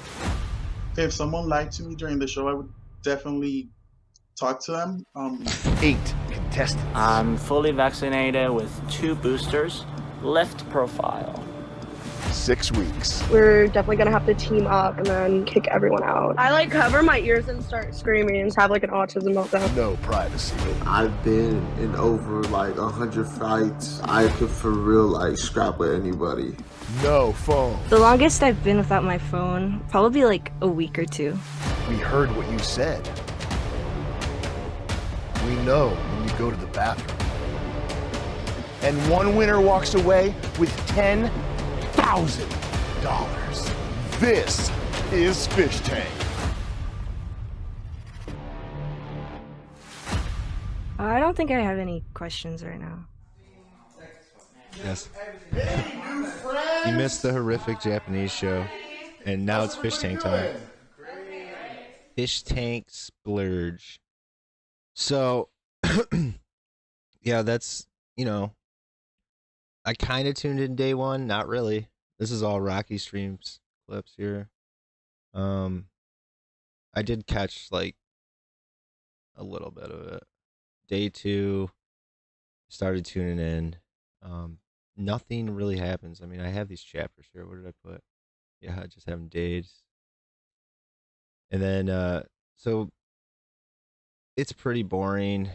It feels a lot like, at this point, it feels like Big Brother or the real world. You know, it's like, okay. And they're all like Zoomers, so it's like twice as bad. Like, I'm like, this is awful, right? Day three, same shit, man. I'm just listening to these. You know, we can stop. There we go. Yeah, that's more like it. That's how we want to see you, Moro. All right, come on, buddy, give it. And it's kind of neat because if you look at the camera angle now and the audio, because I've been editing every day's footage, you know, like I basically do like a couple hours a day. I have 42 days worth of footage, but except for when they're sleeping, I never recorded sleeping.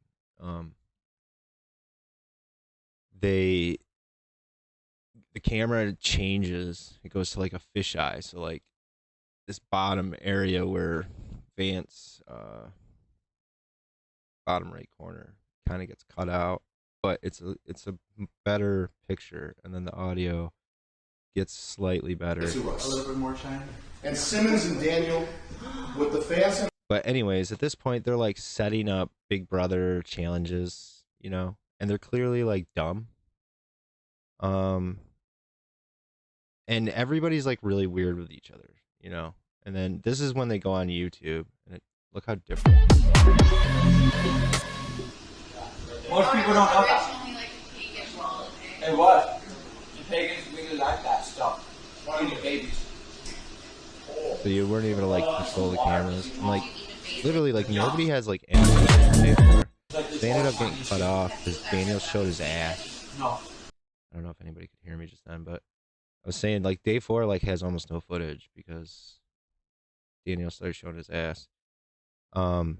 It's funny because they've been doing a lot of live interviews and stuff after the show, talking about the show, and in my impression, the first one, it felt like Sam Hyde didn't really grasp how popular the show was until that live stream. Like even with the finale and stuff, it felt like every time he came on the show, he treated it differently than Jet Neptune did. Like Jet knew it had morphed into like a gaslighting show where Sam Hyde was still trying to do this like Big Brother reality joke skit thing, and they weren't funny. They just never were funny. And when they did their first live stream, it was like a week after. An hour before it started, there was 10,000 people there, and we all stayed for like 4 hours. And they told us so much stuff. It was amazing that I knew was right. I'll talk more about that. So the first couple days are like really just shit. You know, it's like a couple hours. You can tell by the amount of footage I have that it's like this was the only time really, because from here on, this is all like my footage. So day 5. That's about the best hint I could give you. Yeah. Why is you? Unless it's you. But yeah, no rush, guys. We'll come and we'll talk about that one. Maybe. At this point, like, can my cursor? Can you see my cursor?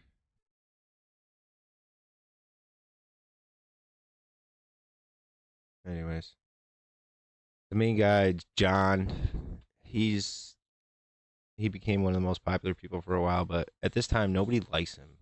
Super fucking annoying. And he's best buddies with this guy over here named Simmons. He's super weird. He like cross-dressed on the show. Josie's just tweaking out. Nobody knows anything about Letty or Vance. They don't really say much. Yada, yada, yada. And again, day 6.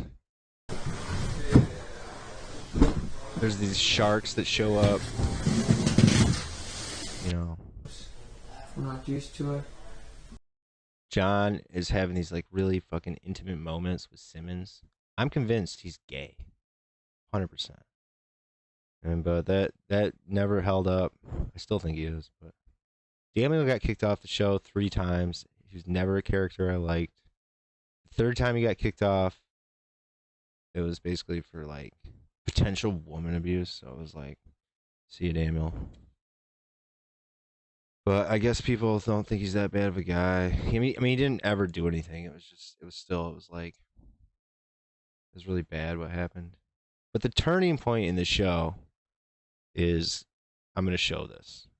And this is the only thing that's important in the first 10 days. The only reason I have all this footage here is just because it's meant to be released as accurately as I can to like the way the show was broadcast. So I'm trying not to like edit anything out that was watchable footage, even if it's boring as fuck. And that's why I put the chapters in, so if you are into it, you can at least skip it around.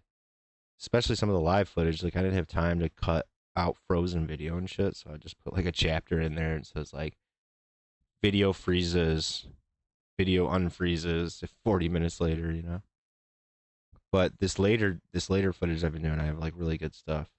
But this is day 9, and I'm just gonna let it speak for itself. This is the first like elimination. This is when the show gets interesting for me and most other people. People are like, okay, this is when we're all like hook, line, and sinker, stuck on this show now. Stuck here in the rain because the site is fucking down. Someone's a chance to figure out and get the site back running right. And I will pay $40 more to see Frank Castle at the door. And for clarification, the person dancing in this video is fucking Simmons. Is Josie still stimming? Is Daniel still sleeping? Is Letty showed her feet? Yeah, Simmons getting upset. Is Josie still stimming? 29-year-old male from China. Is Daniel still sleeping? Is Letty showed her feet? Yeah, Simmons getting up. I just wanna watch this tell lights over. I give Simmons 3 years before he is found across the border with an 8-year-old. So this whole day, there's like a bunch of drama, and it becomes really interesting because TTS, or the text-to-speech, keeps telling the other contestants things about Simmons that they found, and he's not like really defending himself in any way. And like, here's them talking about it. Counselors within each other. The counselors and the... Wait, I thought you just said it was only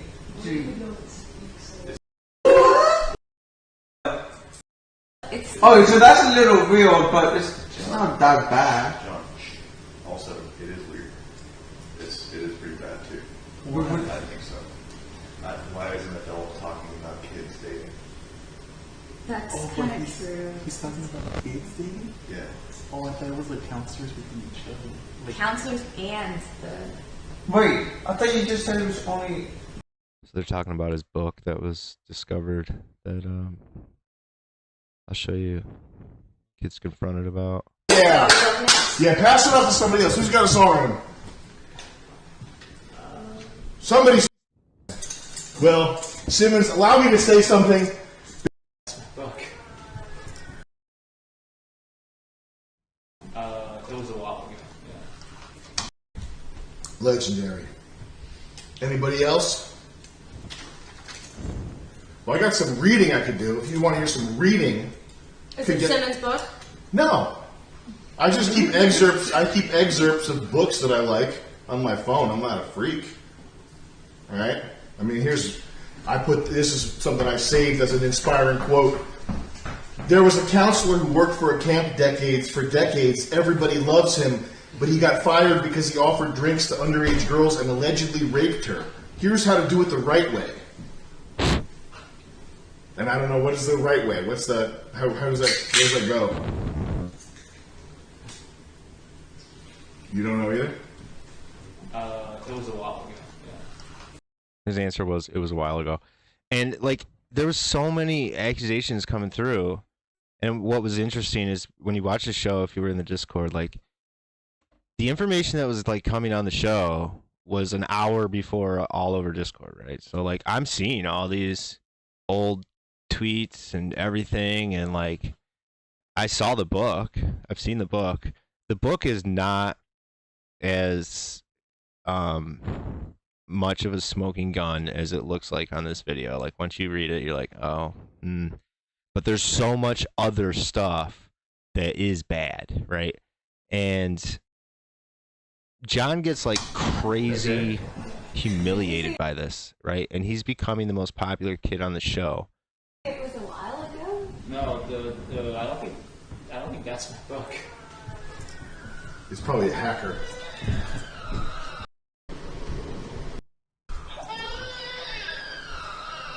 So he reads a few more quotes or stuff. And then he gets up and he does this like Chinese thing where he's like, dong, dong, dong, dong, dong, right? And I thought he was just like trying to be funny or whatever.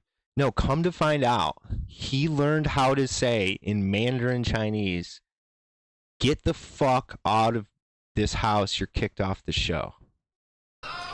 That's fucking nuts.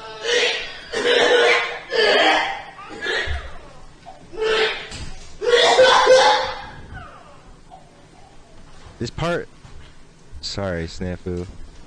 This part was not like hell. This part was not fake. This is all real. And like one of the things the lawyer said, like they could not have any sex offenders, sex predators on the show. So this is a big fucking deal. You'll understand in your language. Translation: I'm kicking you off the show. Anyways, he really did say that in Mandarin Chinese. I'm kicking you off the show. Taking you to a bus station in Fall River and saying goodbye. Kind of just an interesting tidbit. 1.5 minutes to get your shit. Okay. Thank you. Go ahead. Can I sing a send-off song?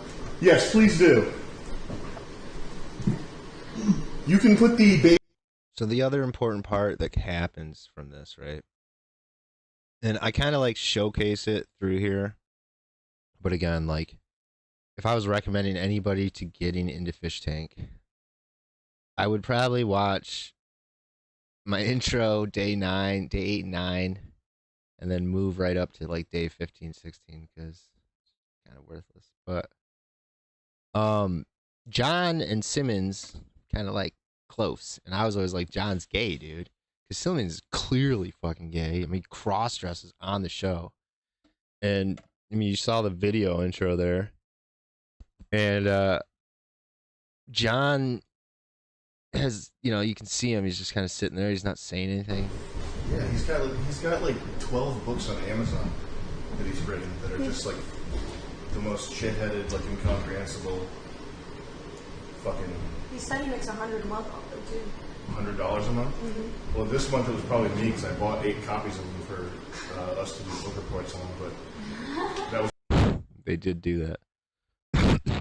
He brought the books in. They had to write book reports, and John tore them all up. Anyways, John gets all. This is them kicking him out. It's not even a big deal. Nothing happens or anything. But then, come on, where's the John thing?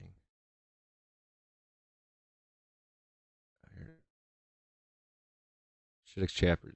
I mean, we could talk off camera. John locks himself in the bathroom. John was notorious for doing this. Like, whenever he didn't get his way or like something he wasn't happy about something, he'd lock himself into places. And this was like the #1 no thing for the show. Get the show shut down, like real quick. I'm like, I don't want to like talk to you in front of cameras and in front of people. I want to talk to you like one-on-one.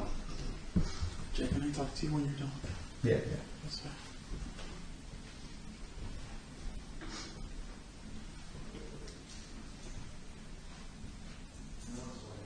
It's stressful, man. That was, yeah. And I can only imagine that was more stressful for you. John's in there bawling. So basically, he was humiliated earlier in the day. Oh shit.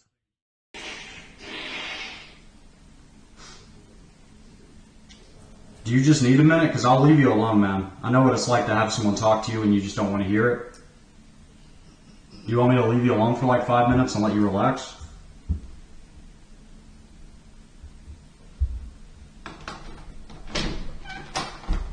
Bring it, bro.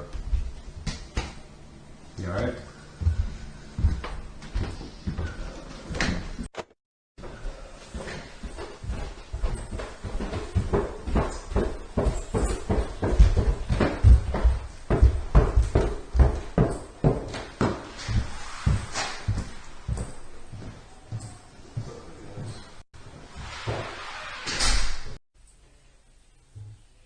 Thanks for everyone that's been ride or die Sylvia Squad, because, man. I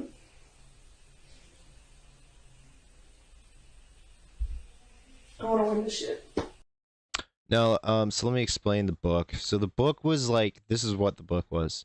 It was like Google Books, right? Or Amazon Books. And it was like a digital copy book that Amazon would print if you ordered a print for it. And he was downloading like transcripts of YouTube videos and translating them really badly. And he was making like how to be books, like counselor books, and there was a couple passages like that it came out really bad.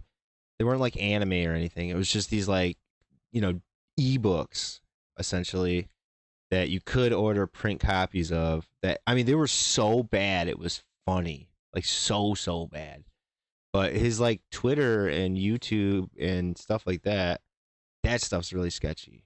He's got some really questionable shit on that. But the books really, like I said, they didn't end up being a very big deal. But yeah, he's fucking weird, man. Maru quit because of it. For all the fucking weirdos. You to Jet, who gave me up the opportunity. My theory on Maru quit because he was worried he was going to get exposed for being gay. That's what it was.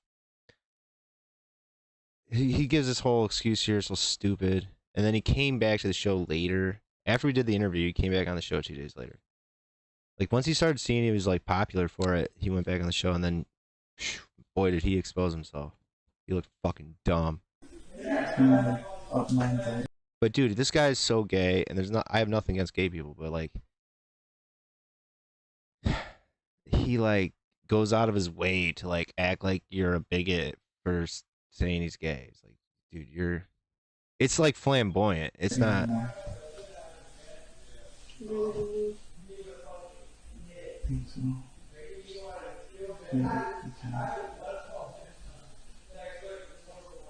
It's just my stomach feels like fish tank. So I just want to start this video off by saying thank you to everyone who supported me, who's supporting me right now. I want to say thank you to Jet, who gave me up the opportunity to be on this show. Thank you to the whole team of Fish Tank. They were amazing. Everyone there was super nice and chill. The reason why I left was because happened. As you can tell, I don't like Maru. I don't like him that at starts all. with the S being a P. I didn't feel comfortable being there, and I felt like Didn't say Simmons is a pedo. I feel like my stomach was like turning around when I found that out. It was just like a weird feeling, and I just didn't feel comfortable being there, especially because I was his roommate and I would sleep next to him. Let's go, much love.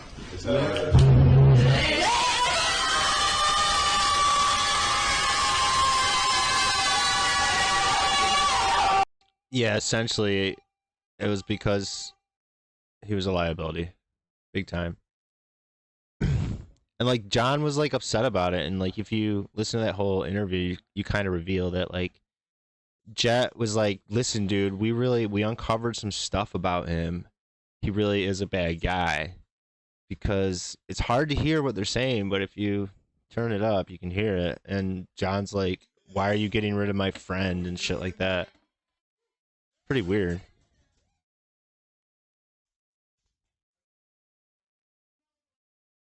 from a mile away. Ooh. Oh, you can smell it. You can smell it. That's right. With that black baby, you'll be needing these 3 fish bucks. And that's for school and books. Although I'm sure, well, we'll see.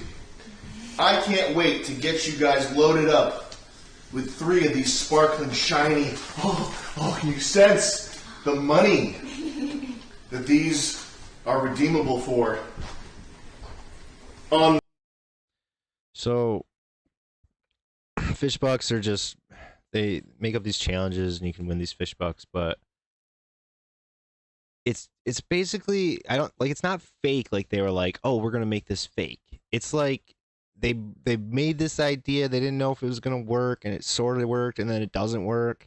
So it's like a thing for a while, and then it's not a thing. And so that's why it's like I never explain it. Like there's so many of these things about this show that are just worthless to explain. Like, whoa, what's a fish book?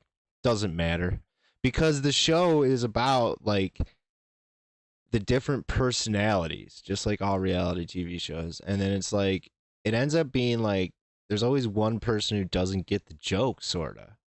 And it's kind of funny watching this person think that they're smart and they're not.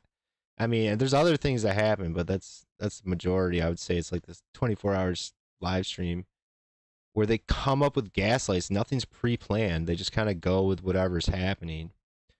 This is one of these challenges for $3. They all have to stay in this room, and the last one to leave gets 3 fish bucks. And so if you wanted to pee or eat, you had to leave, so you lose, right? And it was so dumb. The whole time I was watching this, I remember bitching. I was like, this is so gay. Why would you lock everybody in one room? This is so boring. And like the highlight was the Letty pissed in the bowl in the closet. And then it was just like, it was dumb. And the show wasn't very fun other than like learning about the people on the show. So the only thing that kept you hooked was in the Discord, like people were coming out of the woodworks being like, I know this person, I know that person, you know. It was pretty crazy. And so you were just learning about everybody. But I actually have to pee really quick. I'm gonna keep talking about this. I don't care if anybody's watching or not. I'm just gonna finish talking about what it is I'm doing, or what I've been doing, how it's been going, and what it means. But I'm gonna show a video that I made not too long after this.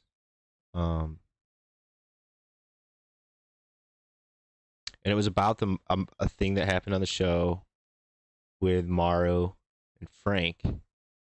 I haven't introduced you to Frank yet, so you should know him, but we've seen Maru. So I'm going to show that really quick. I'll be right back.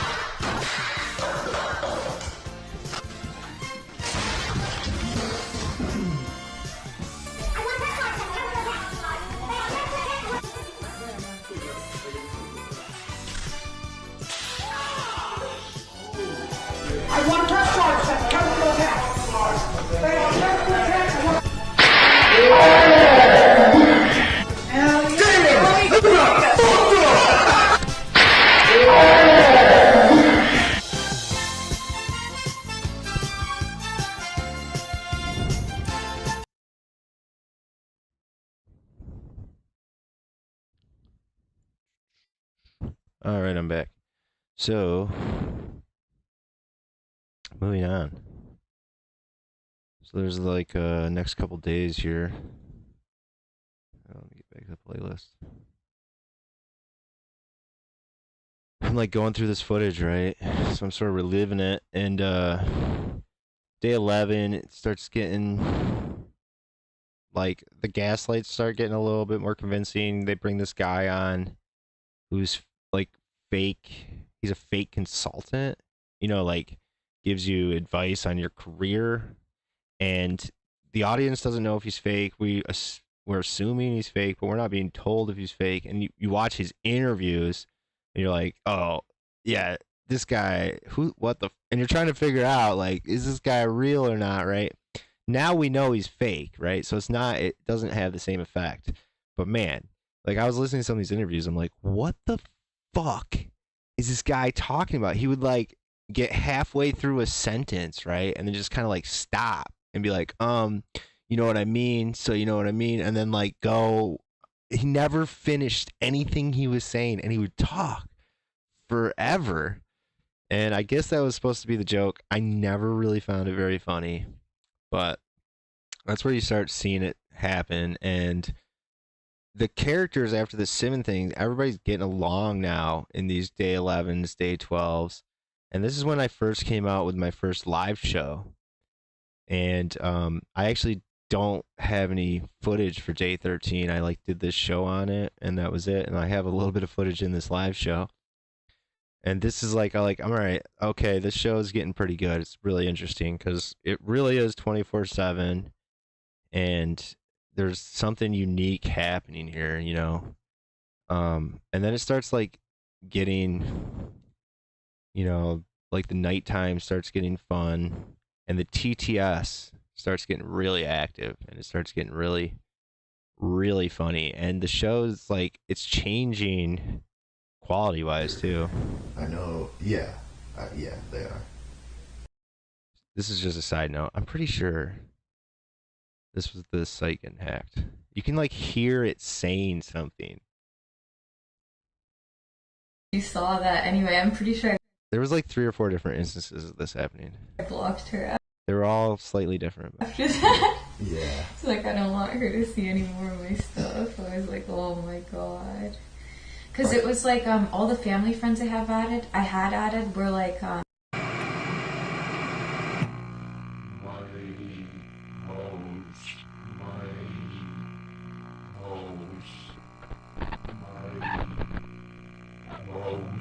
It sounds like it's saying my house. I think it's saying my house.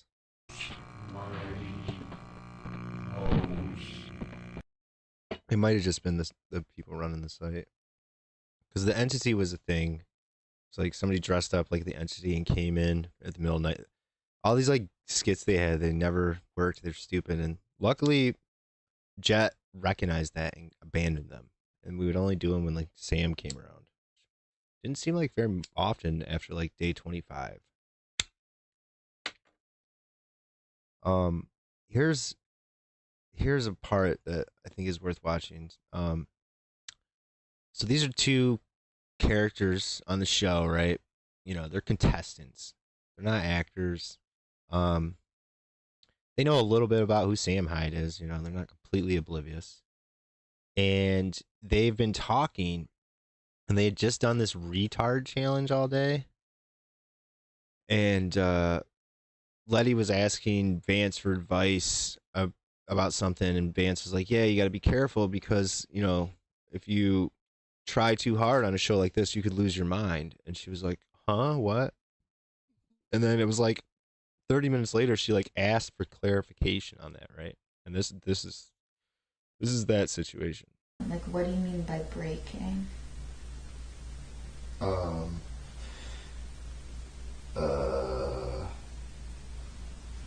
This is unedited. I didn't edit anything here. Do nothing like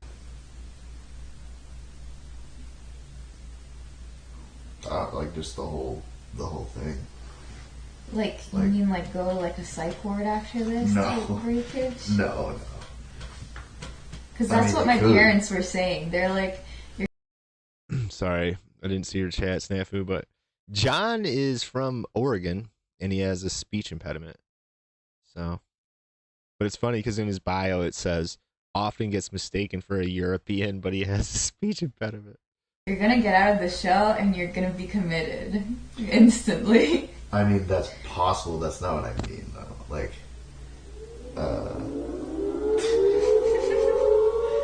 I just mean, like, fucking, I'm trying to think of how to say it.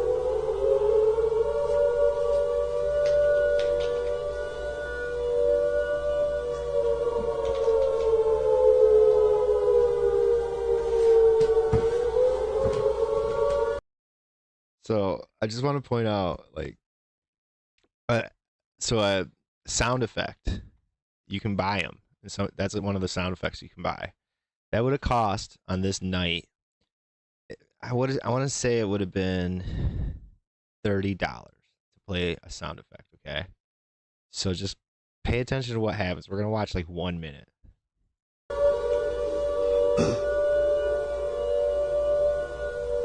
It's also 3 a.m.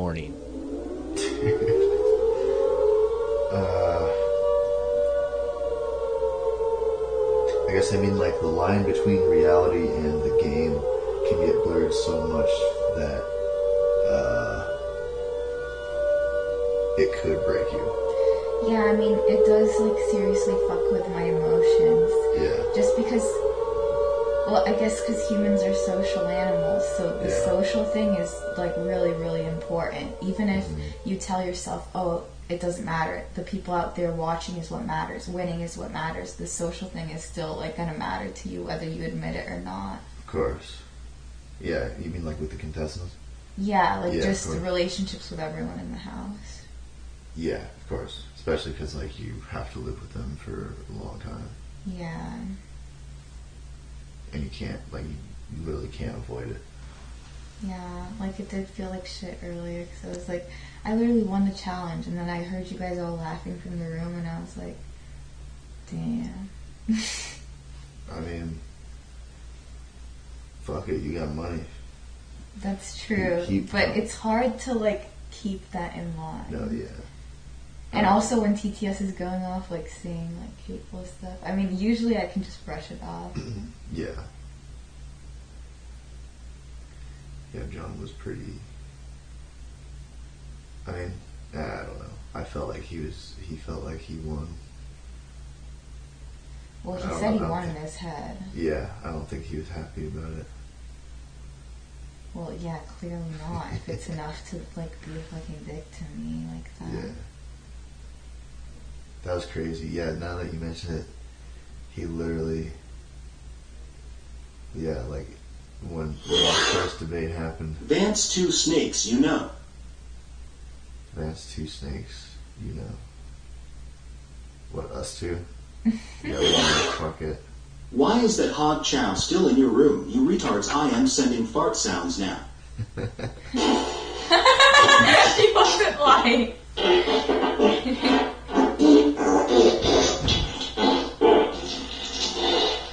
put it in here. This goes on for a while. Should I put it in front of the door? You know, it's fucking 4 a.m, man, or 3 a.m. But they said we're putting it in here because it's a dump. It's like, if you want to keep it in here, go ahead.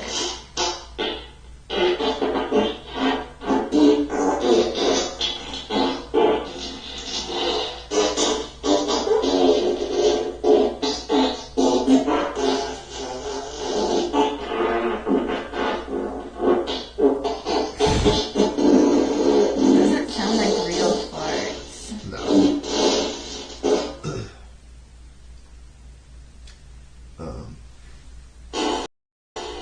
This becomes a recurring trend that, like, whenever Vance is trying to have a serious conversation, that's what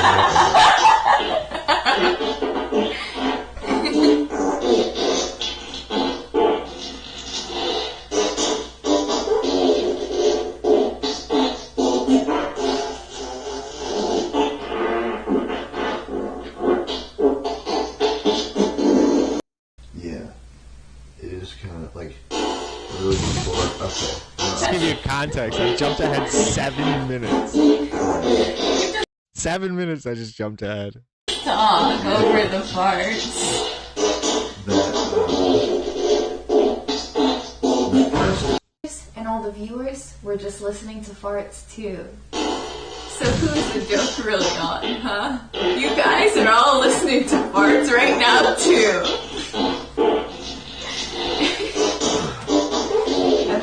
Show could have some funny fucking moments like that. What do you guys think? You hate it? Yeah. I don't care. Americans, what the fuck is up? What are you doing up? You got some Korean clients or what? I'm trying to talk to chat here, but nobody's very chatty tonight. Except for Verbo helping me out, and well, no, Snafu, you've been very chatty. I appreciate it. Dude, this hat's like hurting my head tonight.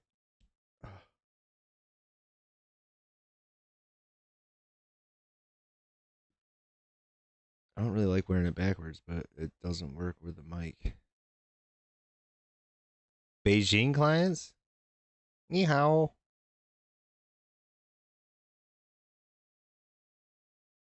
Yeah, they're sharing secrets and braiding each other's hair. Bam. It's about to get good. You joined at the right time. So yeah, show's still kind of dragons, getting kind of funny. Day 16, all this stuff starting to happen. I covered the show. I covered it again, and it was the stream where my audio was all fucked up and nothing worked. Kind of sucked.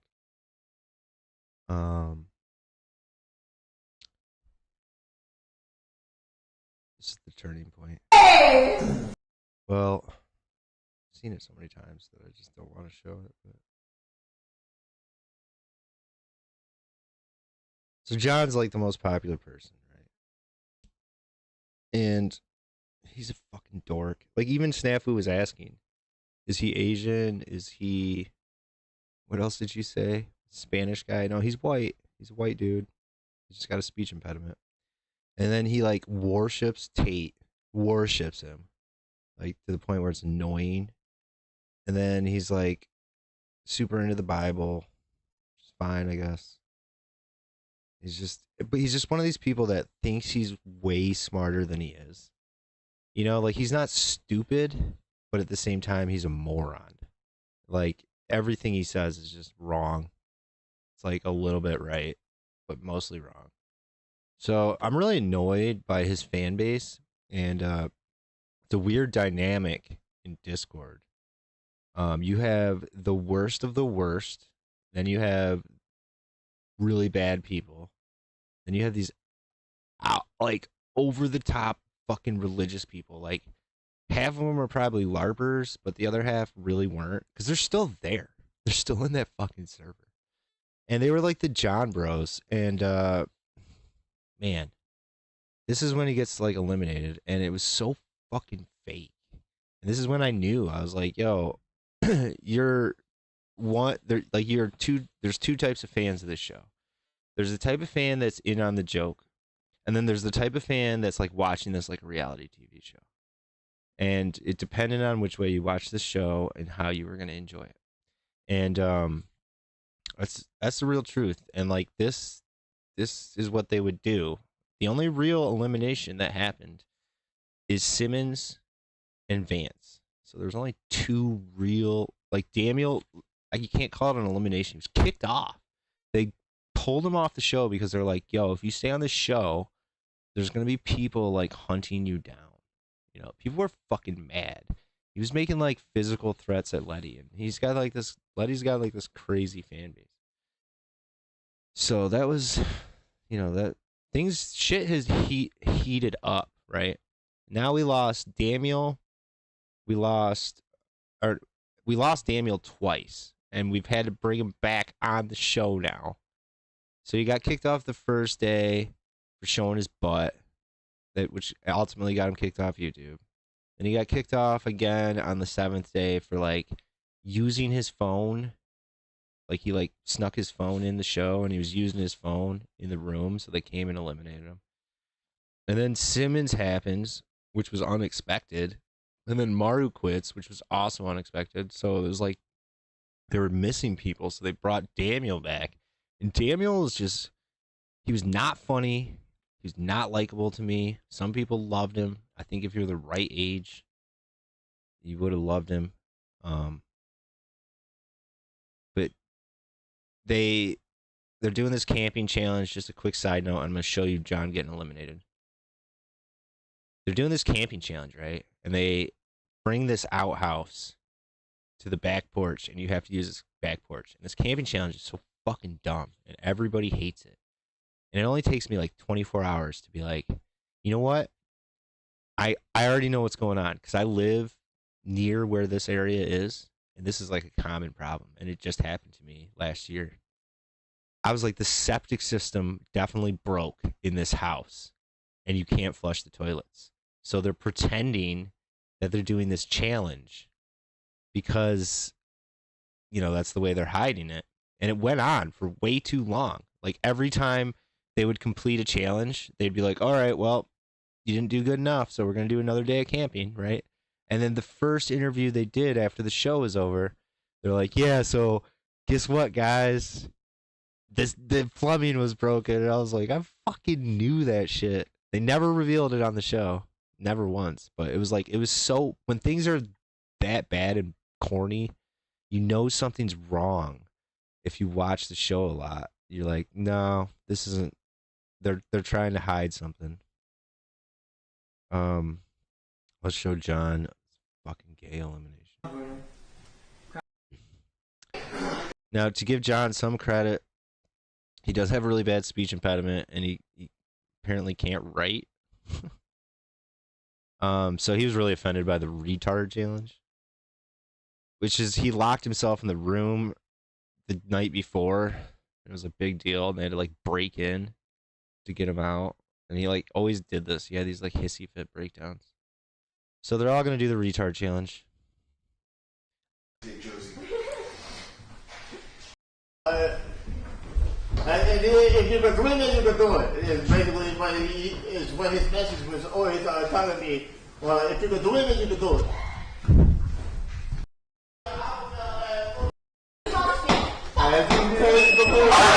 Not disabled anymore. I'll just wait till they come. Wash it. Is it disabled shit? I'm so sweaty. Ew, I hate this one.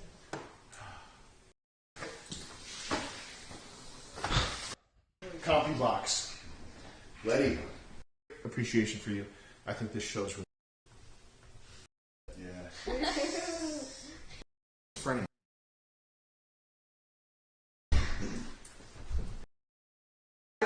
God damn it. Can I fuck this up anymore? Holy shit. Anyways. So they're doing, this is the second day of this retard challenge. And it made some really funny moments. Vance had to do schizophrenic. And I have an actual intro video on that. It's really funny. And John was just hating it. He was refusing to participate. It's kind of like what he did. And all day he was like packing his bags and doing shit. And I was like, you can tell he's leaving. You could tell the night before he quit. He definitely quit the show. After the Simmons thing, he was like always sort of 1 foot out the door. But they wouldn't let anybody quit, really. They was just like set up these fake eliminations. What a moment. Fish tank history. History. That being said, none of the contestants know this. You feel it? Oh yeah. That's packing tape, so you know it's good. Alright, let's get everybody on the couch here. Guys, what a day. We learned what it's like to have a disability. It's not funny. It's serious stuff. We learned what it's like to have schizophrenia. So you can see like the show right now is still like Sam Hyde's like gag show, right? And Sam Hyde does like World Peace 2, which was on Adult Swim. And it's basically sketch comedy is what it is. It's a lot of it's really funny. But he tries to incorporate it into the show, and I don't personally think it really ever works. I think the Jet stuff, Like Jet will play because it feels like Jet knows more about what's going on with the contestants, so he just comes up with better ways to like scheme people against each other and stuff.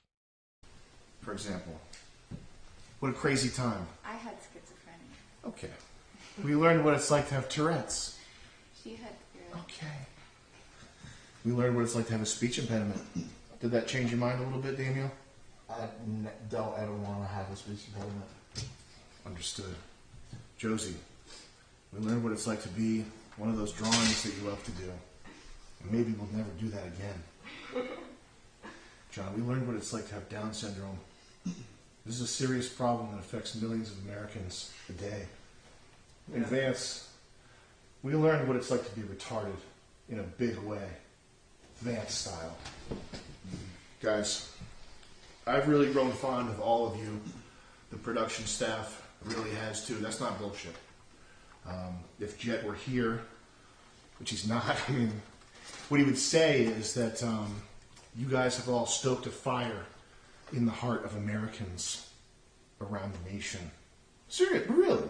Okay? We have a great appreciation for you. I think this show's really good. And I know if Jet were here, you'd say that too.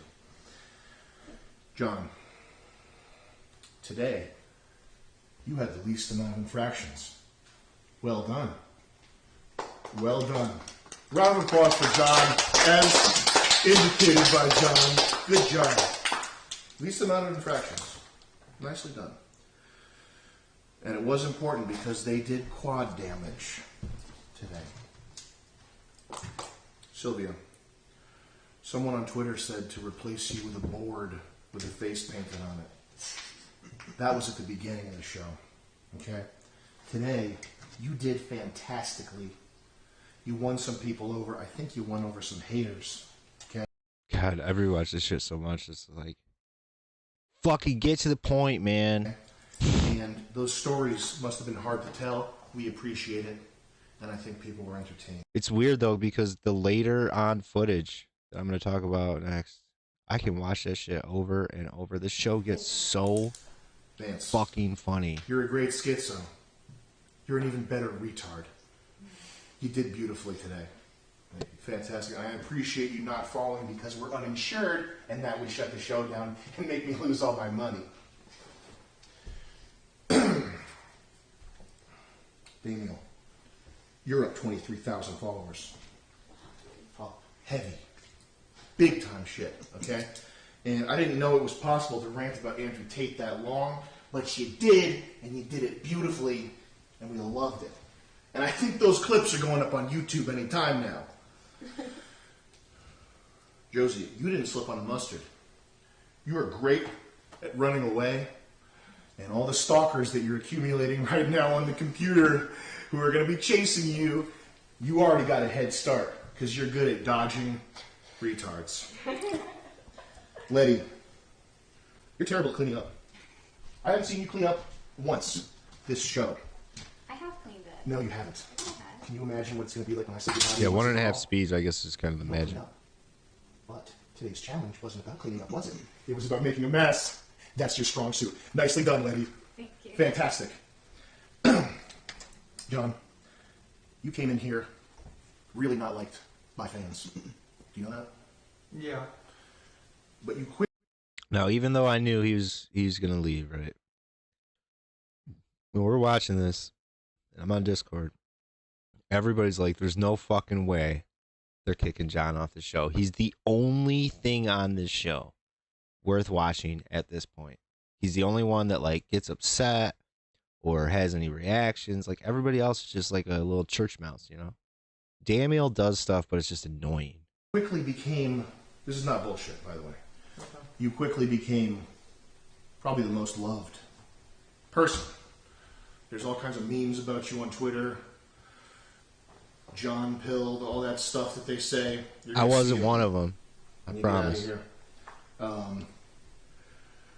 You did the best on the challenge today as well. You didn't have any infractions. You did the best out of everybody, but it wasn't good enough to make up for your performance over the past couple of days, John. I'm sorry to say.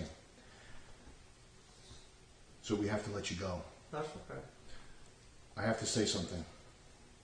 You never backed down on your morals while you were here. You won over a lot of people. This is not bullshit, by the way. This is I'm dropping the character. You won over a lot of people, man. You did really good. You're headstrong. You're confident. And everybody watching this right now knows that you've got a bright future ahead of you. And that's it, guys. Cool. Can we get a round of applause for John? I really want to.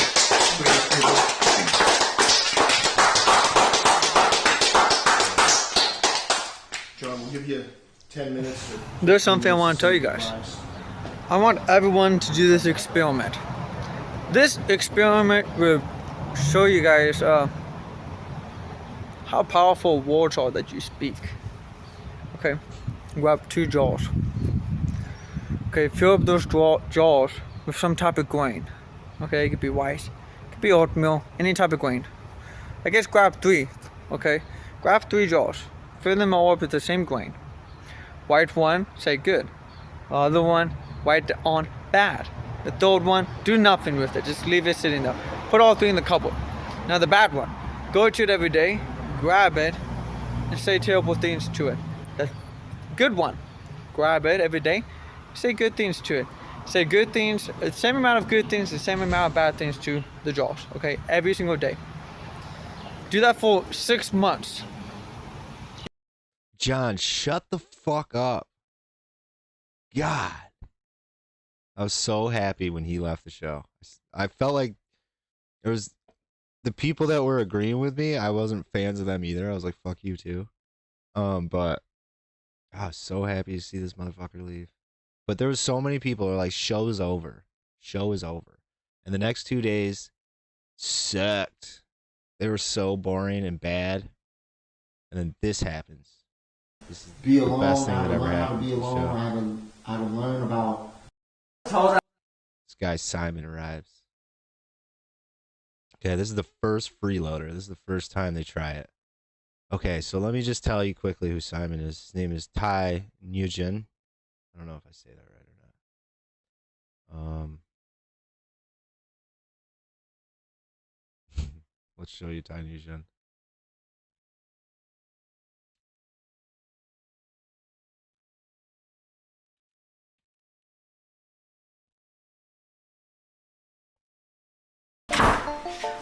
So he's a comedian in Texas, right? And everybody else on the show, like, we know everything about him at this point. You know, all their social media, everything. So we're all like scrambling to figure this out. This guy comes on the show at like 1 a.m. There's so many people that weren't there to see this because everybody was backing out because John left, right? And I was all excited. I was like, this is great. John sucks. Girl, I just got home from the club. Did you hear the new song by Ty Wen? It got me so wet. Hold on. I gotta take a load off. People ask me, Ty, what's Snipes about? Me, I'm a simple person. I'm all about preventing global warming. If you do love women, then do get her wet. If you don't love women, then don't get her wet. I got her so wet. Yeah, she's so wet. I got her so wet. Simon. Yeah, she's so wet. If you do love women, then do. So Simon's, you know, he's funny to me. And he comes on the show. I thought he was a homeless guy because actually the night before they did bring a homeless guy on. And, you know, 35 minutes later, they're like, you got to go. It was just awkward. So I thought he was a homeless guy. And he comes on and he's just like funny. And he like breathes new life into the show. And he starts this new era of the show where from this moment on, this show is great. This show gets fucking wild. I'm going to play a little bit of it. Just a little bit of his intro. And then I'm going to show you a couple more clips. And told that y'all don't have curfew, so y'all sleep like. I sleep a lot. I chat. They stay up in chat here. Yeah, you can't see outside, so you're losing track of it. Yeah, time goes by a lot slower because like we don't have TV or yeah, internet. It's been a while since we went outside. I see. Yeah. I guess it's like back then, like in the 90s or the 80s. Mm-hmm. How old are you guys? I'm 23. 28. Wow, you guys are young. I'm 35. I think I'm the youngest one. Yeah. Yeah, I'm the oldest one here. How old are you? 28? Yeah, 28. I see. Yeah. I think you guys are not at the age where you guys go on a spiritual retreat yet. You'll do that like near the 30. Yeah, we're Yeah, not that's quite needing that yet. Like just thinking back in like my 20s, I'm like, oh man, I'm done that shit. Mm-hmm. But I also feel like innocent times. Yeah. You know, the more you grow older, you look back, you feel more innocent. Yeah. Alright. See how they're going in and out there? That's the porta fucking potty. It's right outside that door too. Can you imagine? It fucking stinks. Let's see. What are you guys talking about? Just, you know. Age. Age, yeah. Like the age you go on a spiritual journey. Yeah. Oh yeah, I think 27 or 28 is the age where you really like come into your own and like. So Damian. Yeah, we just talking about that. Like how my. So, you know, currently we're like, who is this guy? The show sucks. A lot of people are assuming at this moment the show is pretty much over, right? It's been 2 days of just boring, and there was a huge dip in viewership too. Huge dip. Chat got really vulgar because like the Johnton people started fading away. It was when you were born, and that like Just so everybody knows, I was a freeloader gang. We were like the neutrals. We were just not extreme anyway. What do you do for fun? I do stand-up comedy. Oh yeah? Yeah.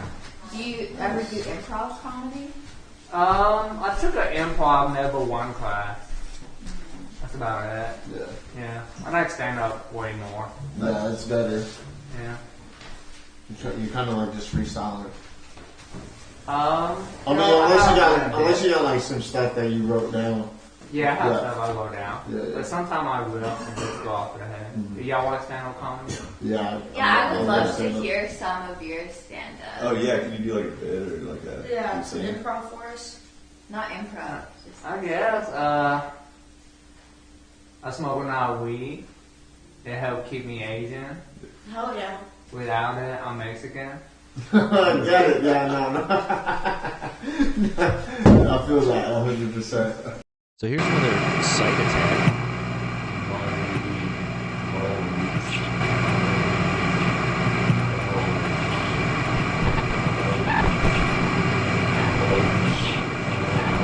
It's saying something owns. I can't make it out. But they did say that they got hacked like 3 times.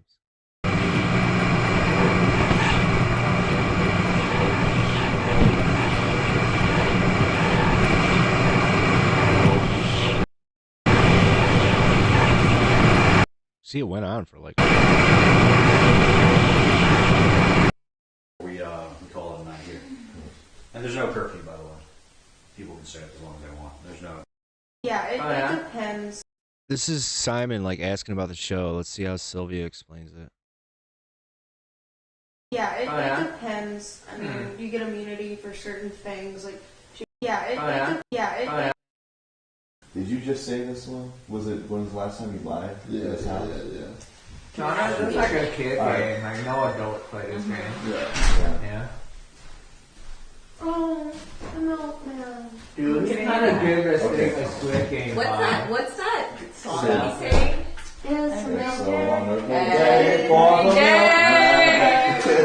Yeah, we have this milkman that comes in and brings us milk. Oh, yeah? The milk. Alright, so who's next? Are we That's going not in the order? no, We're because going he in doesn't know order. the whole lore. Right? Yeah, Oh, yeah? it depends. I mean, you get immunity for certain things. Like, she got immunity for her t-shirt sales. I got the most t-shirts. Do you know if you have immunity this week or not? I think she had it during the mentally or the disabled. No.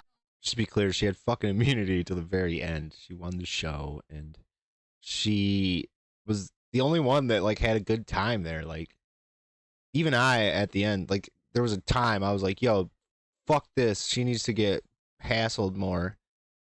But then I was like, you know what? Fuck it. She's just such a nice person. You don't want to, like, fuck with her. Oh, yeah. Wait, what was I yesterday? Oh, I had Tourette's. Yeah, I had Tourette's. Oh, man. It was fucking just boring. Let's get the good shit. So, it starts getting better since Simon gets on there. He's a freeloader. And, like, all the contestants, they have, like, rules and stuff. Simon doesn't. He can just kind of do what he wants, which sort of makes the dynamic sort of funny. And they see that he's, like, super popular. And, of course, Sam Hyde steps in, and they have Simon do a stand-up when Fatty Airsoft arrives. Where does Fatty arrive? There he does. So this is Fatty Airsoft here. He's actually a pretty popular YouTuber. Just, like, plays video games. He's fat. He's, like, super fat. Clearly, he's a good kid. This show actually helped him out a lot. But Simon's super popular, and I don't know. Sam comes back around. They decide they're going to try to destroy his character. So earlier on, Simon's picking on Sam Hyde because Sam said the N-word and other bad words, and Simon's like, I can't say those because I'll get canceled. So then Sam, who is Jason Goldstriker on the show, the guy in blue there, convinces him to do a stand-up, but, you know, make it offensive. He's like, be offensive on all these jokes, right? So I'll show you a little bit of it. Audio's so bad, it's not like that great unless... Suicide. Just a little more. Like this? Maybe even come in just a little bit more. There you go. That's good. And mind you, he thinks he's competing for $500, which they do end up giving him $500 for this, right? But they told him he was supposed to be making fun of Fatty. And then I cannot find this footage. I don't have it. I don't know how I don't have it. Because I saw it with my own eyes. Nobody fucking has it. But 30 minutes before this, Jason brought Simon into a room and was like, I need you to say a racist joke about this person, a sexist joke about this person. And Simon agreed. Yeah. All right, Simon, go for it. Okay. I guess I just roast everybody in the order you're sitting. Chris have tattoo of Godzilla because he have the same serving size.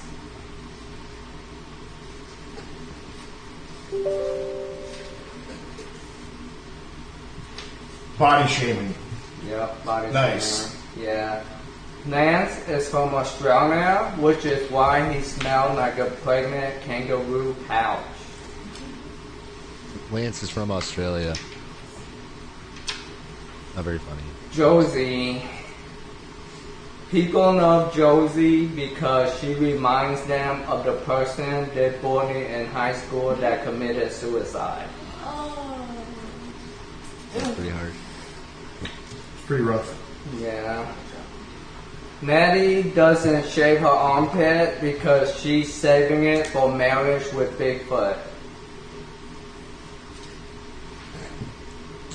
Not great. Vance isn't in the contest for the money. He's in it to prove he can shit in a porta potty like a poor person. Verbo, you can see though, the house has gotten cleaned If back Sylvia up. get hit by an Septic 18-wheeler, they'll have to throw away the truck. It's unrepairable.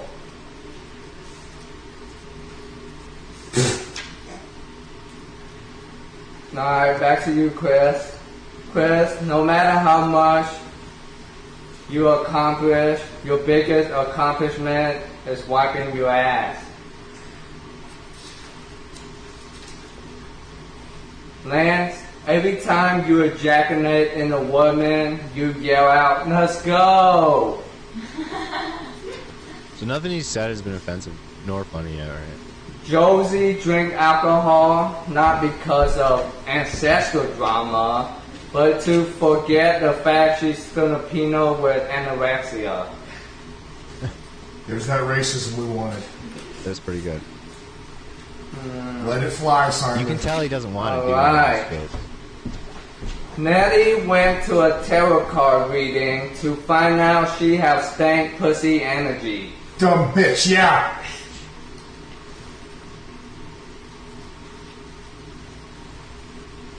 If Vance boss spot could talk, it'll say nice.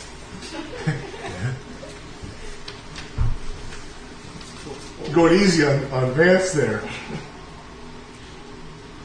So you can't really pick on Vance at this point. He's so boring and he doesn't do anything. And the joke is, all Vance says is yeah and nice. He'll be like, yeah, or nice. And you can tell it's like, because whenever he tries to have a serious conversation, TTS just like blows him up with farts and songs.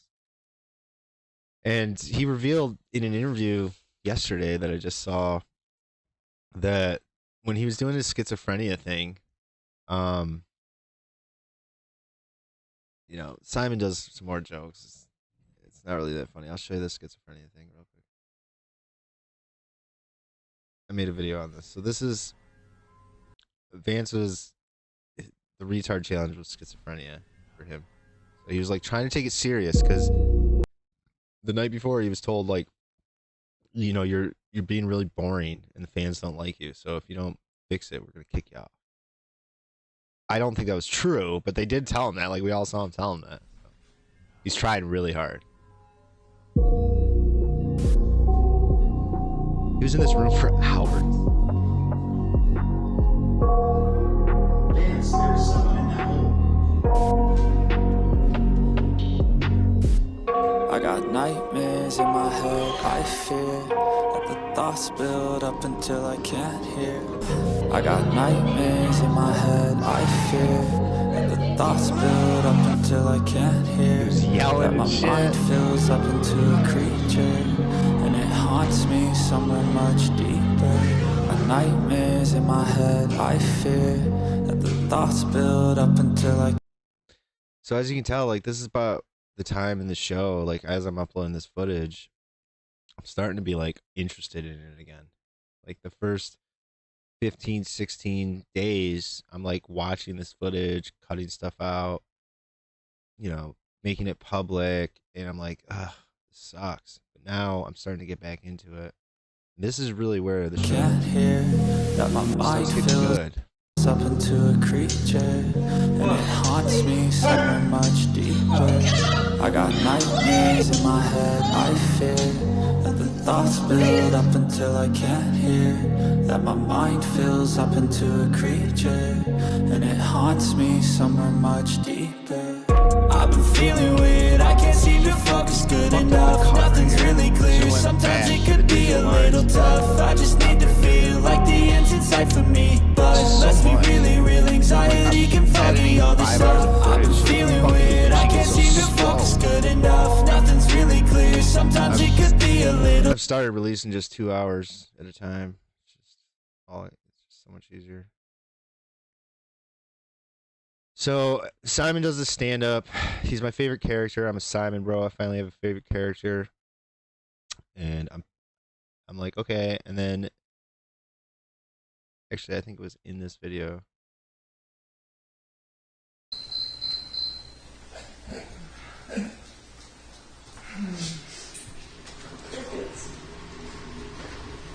Simon, can you angle your body a little bit just so that camera picks up your face a little more? So the next day, balance? Yeah. I think this video actually shows it. Check. Close the door. Oh, I know what the N in New Balance stands for. It's the very next day after the stand-up. A New Balance? Yeah. Nice.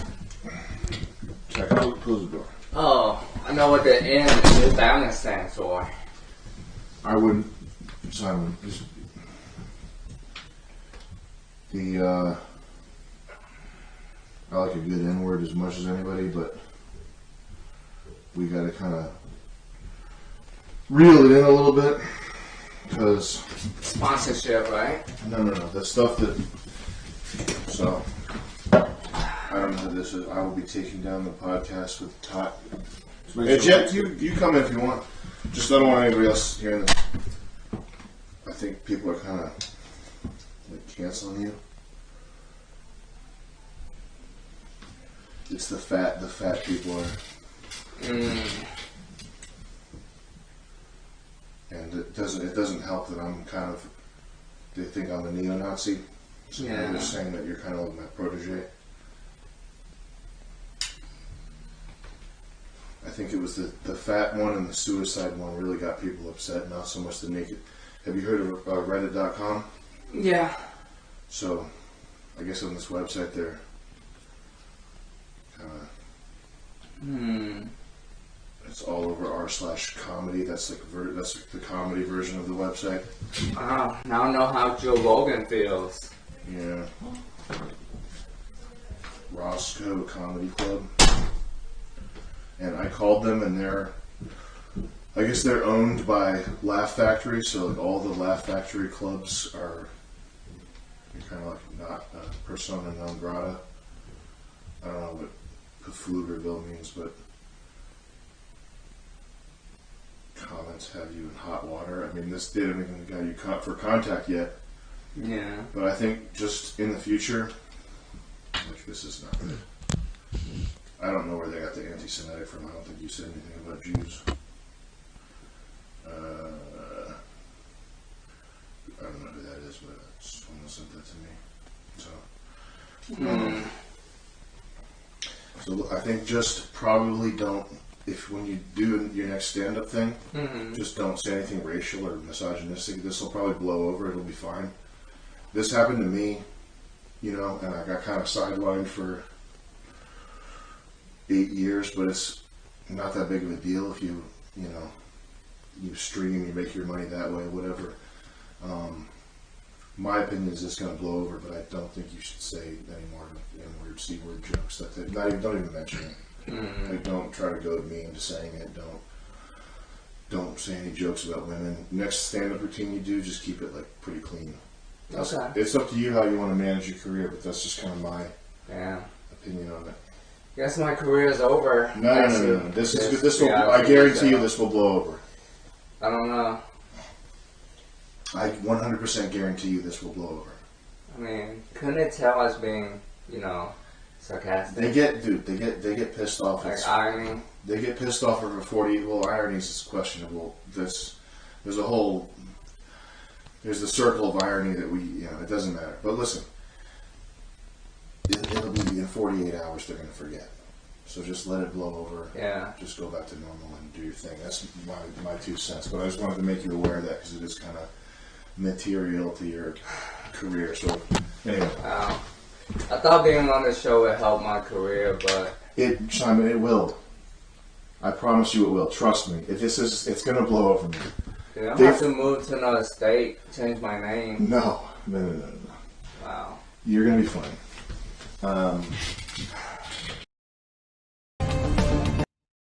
So you can tell Sam sort of regretted it after he did it because Simon took it really serious. And he sucks on this show from that moment going forward. He thinks his career is over. Like right now he has like a 5-night-a-week stand-up gig, and he sees this tweet that shows the guy who like owns those comedy clubs, keeps basically saying, we won't associate with this guy anymore. So he just starts getting drunk all day and being super fucking annoying. And this whole time there's been this guy that there's been this like meter in the chat saying if we get so many memberships, this guy will be put on the show. And I had no idea who the fuck this guy was. And they brought on another freeloader, by the way.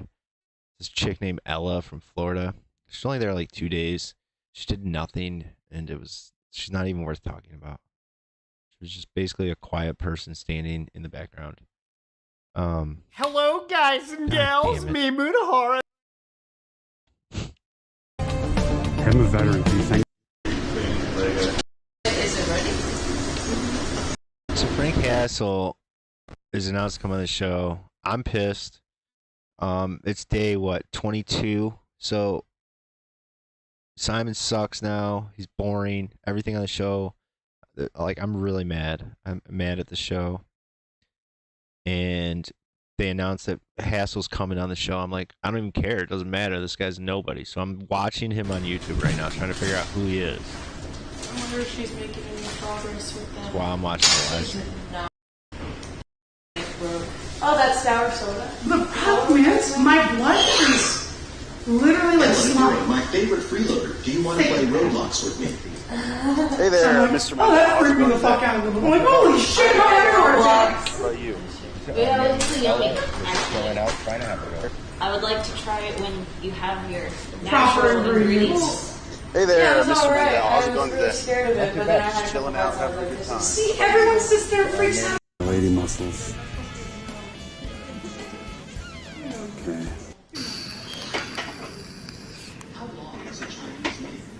Some of y'all didn't find me at first. Now, Egyptians used what they had. Not in here. Outside. You're not supposed to be doing that in the store in the first place. Out. Out. It's just vapor, man. Out. Whoa. I'm just puffing, bro. Out. Don't yell at me, man. Well, don't do that in the store. I'm Dr. Don Oreo. Huh? You're a sissy feminist gay guy. You suck dick. I have emergency women's clothes for you to wear if you need them. Why are you calling 911? You're gay. You're a gay man. I'm a veteran. Can you thank me for my service? Sorry? I'm a veteran. Can you thank me for my service? Sure. Tell me I'm a hero. Tell me I'm a hero. I'm a big man. Yeah? I deserve it. Yeah. Tell me I'm a hero. So I'm not really excited for Frank Castle at this point. I'm like, oh, so he's just like this guy that goes around and is a dick to everybody, right? But actually, I became a huge fucking fan of Frank Castle, and watching this in retrospect, it's just funny as fuck. Look at that. This is Florida Cubana. This is Peach. Vape? Is that a vape? Is that what that is?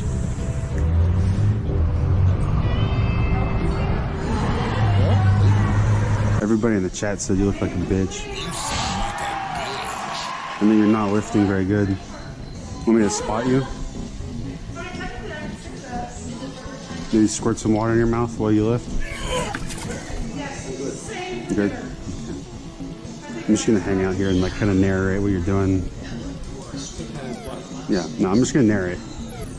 This weird slender guy here is about to do some lifting with some really small weights, guys. It's like weights like my mom would lift probably. He's wearing very feminine clothing. It's kind of strange. As you can see, he's like a really, really good editor too. Weird slender guy here is about to do some lifting with some really small weights, guys. It's like weights like my mom would lift probably. He's wearing very feminine clothing. It's kind of strange. So you have to like make this whole graphic too. Low, gay agenda scheming in the shadows.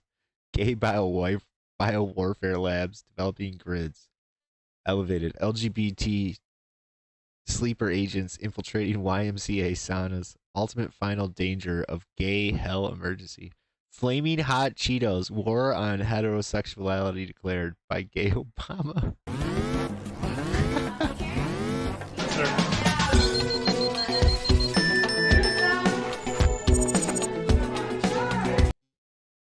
Eats hotel soap. Species Gorilla Max. Email.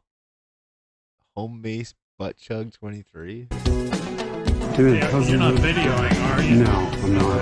I just had a lady come up and said that you came up to her and she thought you were recording, and she said and you said some uncomfortable stuff to her. No, that wasn't me.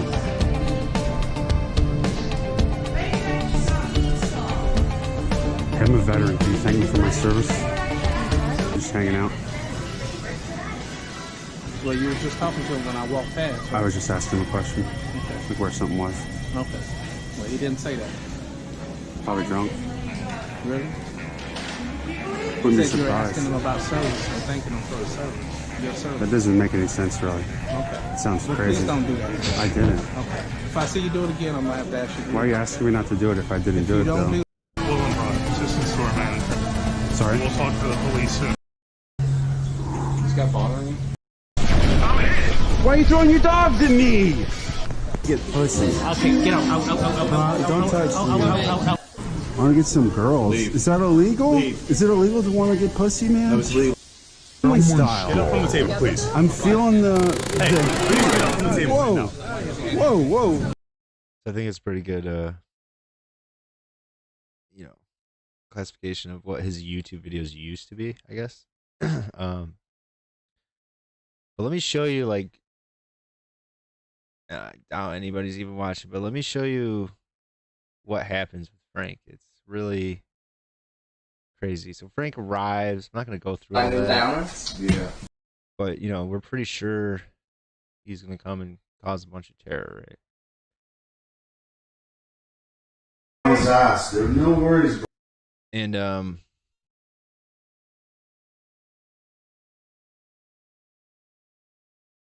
all this stuff goes down where they have like a presidential election, freeloaders, because now there's Fatty, there's Frank, and there's Simon.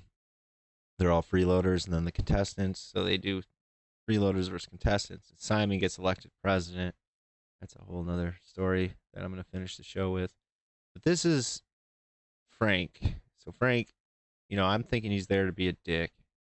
And he has been sort of a dick. It's been pretty funny so far. So I wasn't like against him, but this is really unexpected stuff.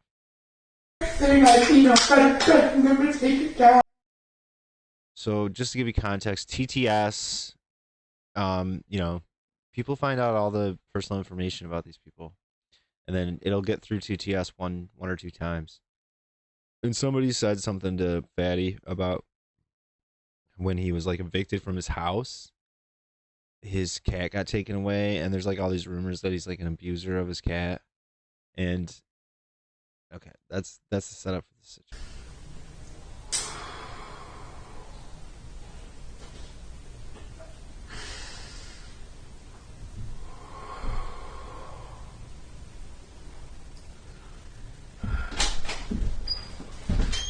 What's going on, big guy? So Frank was obviously hiding in the bathroom, and I think he was, he was going to do something, but he hears Chris struggling. I'm good. You all right? Yeah. I'll be fine. Yeah. You want some time to yourself? I appreciate it, yeah. Okay, man. If you need anything? I don't mean to get crazy to bitch right now. I know it's the first time meeting us. No, man. It's all good. It's all good. If you need anything? Fucking, it literally just costed me my home and my best fucking friend, dude. I didn't expect Frank to come back in, right? And now I'm actually expecting him to, take advantage of this guy, which you would think like everybody watching this show, like that's what you're rooting for, but I really wasn't. Like, I liked Fatty. He made an ass of himself a lot, and I would laugh at him, but I didn't like to see him belittled or like hurting. It was funny when he was just like thinking he was smart. Sorry, buddy. I hate that so fucking much. Sorry, buddy. I took everything I'm gonna take it down. Sorry, man. I don't even know if I'm not fucking for me when I get home, dude. I understand. Fuck. What are they doing on there? They're finding every reason to fucking harass me. They called my fucking landlord back, sending her death threats. Just because you live there? Because they hate me, dude. It's been going on ever fucking since years ago. It sucks, bro. I'm sorry. Just because they're evil, bro. Everybody on Reddit is a huge fag, basically. No, you're good, man. No, it's all good, man. It's all good. It's good, man. It's you're a human being, man. You've got emotions and feelings and shit. I totally understand, man. Well, that kid didn't even have a fucking name when I adopted him, for fuck's sake. You'll get your cat back. But I literally had to give him to my roommate to take him to the fucking pound, man. I'm sorry, man. You'll get your cat back. I don't think I will. I think he's too sweet. He's gonna get adopted out. I hope more so he gets adopted out than anything. I don't want him to be stuck at home where he's constantly a target. That's the worst fucking part. He's just a straight target for everyone. People just use him against you, basically, right? Every time I go live, I have They use to... it as a way to fuck with you, yeah. I understand, man. This is literally affecting my whole situation right now. There have been trolls who have literally told these guys, like, dude, we're going too fucking far. Yeah, well, they know they're going too far. What they want from you is they want you to react. You know, they want me dead. And I've actually talked to some of these trolls. They told me this. They want me to commit suicide. Yeah, they would be happy if you were dead. They want to fuck you up, man. They want to ruin your life, and you can't let them. You know, you just gotta persevere. You gotta push through, man. I don't know why I wrote down and just fucking said fucking. I'll say it like, I fucking hate that I've opened my back so much. It's okay, man. It's okay to be. It's okay to be a human being. You know, it's okay to be real. Right. It's alright, man. You're doing good on here. People like you on here, man. I appreciate that, Frank. It's just. You're doing a great The past job. fucking 5 years have been the worst years of my life. Yeah. I went from losing my mother in 2019 to having someone come in my life, steal 90% of my fucking money, buys this fucking mother's house with every cent I fucking made. It tells me I deserve to be homeless in the middle of a fucking blizzard. Yeah. I came close to fucking dying of frostbite for fuck's sake. And then for a year fucking straight, I had this fat motherfucker who would sit there when we talk about fucking bills, he'd pull a fucking knife. He'd finally find out the way to just let this fucking out. Yeah, bro. You could do it, man. You could fuck somebody up. You got that. You're a big dude, man. You got that. You can put some power behind those punches. Exactly. That's the plan. Fuck the pickle man, bro. I appreciate You it. can put the so pickle much, man on Frank. his ass. There's no worries, bro. Of course. I'll probably be down there here in a minute. I just need to collect myself real quick, bro. Okay, man. I really appreciate it. So this is the moment. This is the moment where I was like, yeah, Frank's a good dude. Frank is my favorite. Simon is also my favorite, but Frank came here to save Fatty once. He came to save Simon, and he does. He totally saved Simon. Simon was on this arc. Everybody hated him. I mean, including me. I was a big Simon bro, and he was bumming me out. He was just like complaining and nagging all day long. And it was just like, oh my God, would somebody please tell him it was fake? And they wouldn't tell him it was fake. And it was like, Frank shows up and everything, he makes everything so much fucking fun.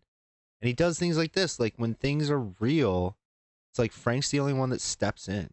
Can I give you a hug? Yeah, I appreciate that. Yeah, bro. I appreciate that. Of course, bro.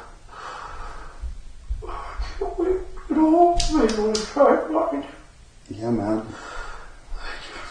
Yeah, of course. I got you, bro. Need anything? Let me know. You can tell he means it too, man. It was like it was a big moment. It was like I gained so much respect for this guy. Like, in fact, like the shit went down after he left, which was, you know, we haven't made it there in the videos yet. So I'm gonna show you the.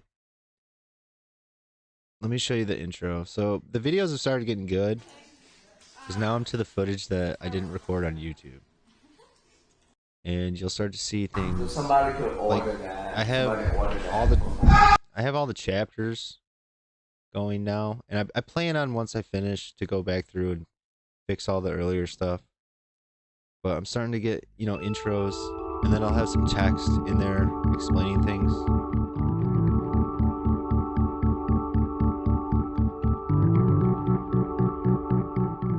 This is where the shows really start. It's worth watching from. Day 25, you need a little bit of backstory, but from day 25 on, it's like 8 hours, 10 hours a day, 12 hours a day. There's so much going on. And you'll see from my videos, it goes from being like an hour. It goes from the first 10 days being under 2 hours, or no, it's 3 hours. Then day 11, like it's like an hour, then like an hour, then 3 hours, 2 hours. Then all of a sudden it starts being like 1 to 5 p.m., 5 to 8, 8 to 10, 10 to 12, 12 to 2, 2 to 4, 4 to 6. Like, that's what the show starts doing. And it happens nonstop from day 25 on. It's crazy. And, like, it's always funny. Like, this is Simon being depressed. This is the intro because day 25 is Simon's redemption arc. But you don't really see it if you don't watch from... It's like 8 hours. It's like a fucking TV show, man. One fucking day.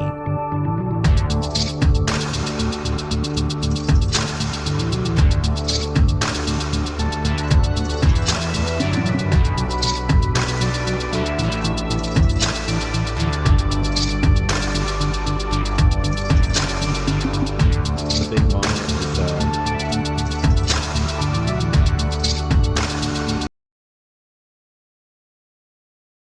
Letty pour some piss on the bed.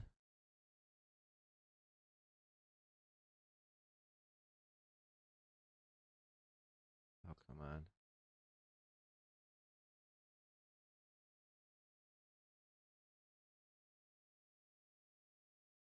When it's predictable, it's... You can see, like, I started labeling stuff that's happening. It's all footage I have, so I have to... a little bit easier to edit. Ugh. That's Frank's piss. Frank also already pissed on that bed. There's so much that happens to this bed on day 25. So you can see the next day. Yeah, a new intro, I think. Yeah, that's that one. And all this stuff leads up, and all this stuff happens. Because you're the main got guy. it all labeled. You have to be making But I made their this one life part. make more sense to keep that going. Yeah. That's the phrase. So far. I got nightmares in my head, I fear, and the thoughts build up. Yeah, you can see here, I can... Which vape is yours? Start labeling everybody. Starts getting a little more informative. It'll be like this going forward. These two will go to Frank. We're banning cigarettes. No more tobacco. I know it's not like a big deal to everybody. That's the first order. There's a group of people out there that I think will appreciate it.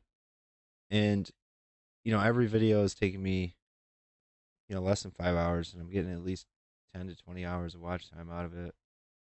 And it's making me a better video editor at the same time. So, and the people that made the show, like, they appreciate me doing it. I'm not making any money off of it or selling it.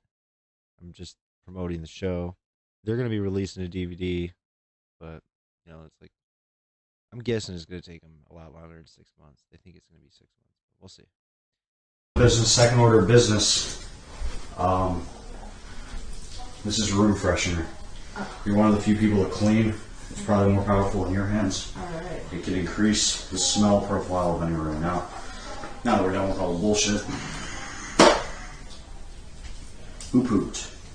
I think Frank or Chip. Somebody put poop in Sylvia's closet. That's one of the funniest things that happened. This is like all Frank stuff. Frank comes up with these ideas. And they're like investigating everybody. It's kind of a spoof, but like Chris, Fatty, he never gets it. He never gets the joke. And it sort of becomes one of the funniest parts of the show. Is that every time they're doing like a gaslight, the contestants are still liable to like play along. They don't really know what's true and what's fake. The freeloaders are like in on it, and you'll see the interviews with the freeloaders where they're like setting stuff up.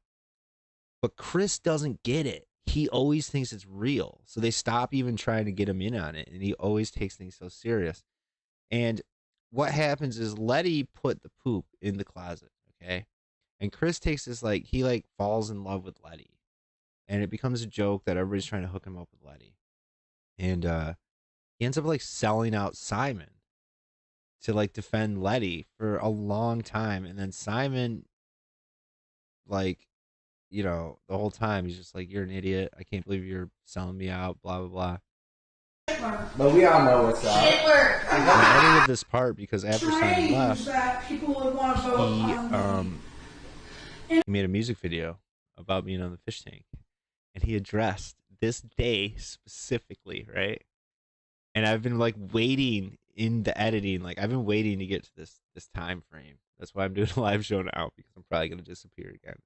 Because from day 25 on is like where I really compiled everything, and I'm gonna be able to like make these cool edits because I have these pictures and these other things, and yeah, I'm getting really excited. Like I'm almost spending as much time on like intro edits as the actual editing. But man, I'll tell you what, I've gotten so much better at just using DaVinci and other programs. And I know it's gay, copyright free music, but whatever.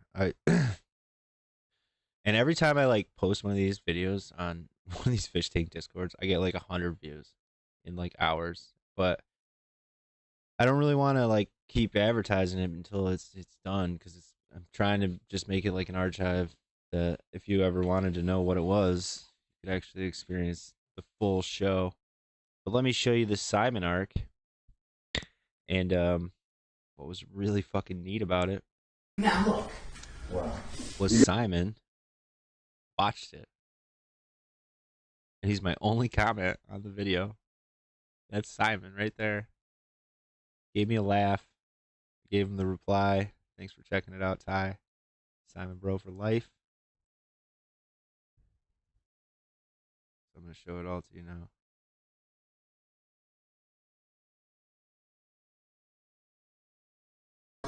I think we can move on. So, like, at this point, everybody gets it that, like, the whole thing is a gag and nobody cares except for Chris. Chris still thinks Simon is guilty. He just doesn't get it. And it's really funny. If you watch all of day 25, it'd take you a while. We got reparations for Sylvia, but everyone knows don't do that again, please. No more poop. Well, that was mad funny. I don't think you care that about But don't do it again. Please. Give me, I will be waiting here patiently. For reparations? Yes. Flowers. Aw, thanks, Frank. So sweet.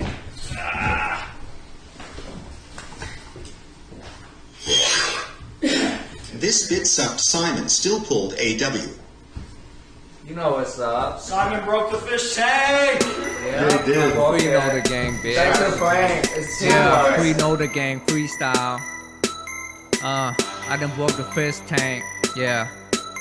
Hey. So I'm taking some time to address some disloyal member of my cabinet when I was president. Check it. Hey, Chris is AFTBR for the bitch. Snitch on his gang and he didn't even hit. Lady dry pussy smell like fish and chips. Stinky. She should hook up with the homeless guy Chip. Tryna frame me for shitting in a cup. Wow. But didn't care cause I knew my time was up. I'm gone. I done broke the fish tank, so who give a fuck? Nobody. Had the fishes crying, ready to give up. I made y'all so sad. We know the gang, Broke the bitch. fish tank. There's no reason Take all for your me fish, to fuck. broke the fish tank. Yeah. Hey. I done broke the fish tank. J. Two W tonight. I done Why, broke the Carl? fish tank.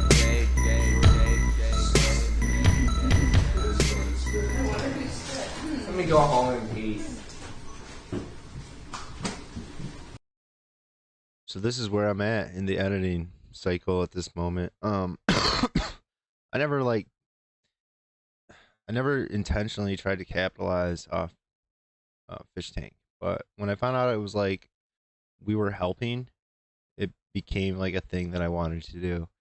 And there's people that are still clipping all the interviews and stuff from the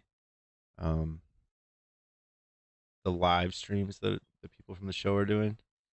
And I really appreciate that still, because I just don't want to do it. I'm done with Fish Tank, like, chasing it anyways. Like, I watched 2 interviews, and then I was just like, okay. So Frank and Maru having a live stream was fucking epic. That was one of the funniest things. I think I have that saved. Let's see if I have that.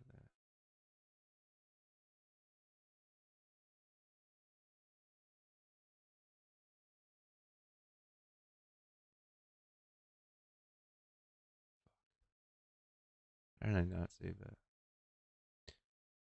Vance and Maru have this live stream, and or Frank and Maru have a live stream, and Maru's like, "Stop trolling me," and Frank's like a professional troll, so it's like never gonna happen, and it's really fucking funny, but I don't have it.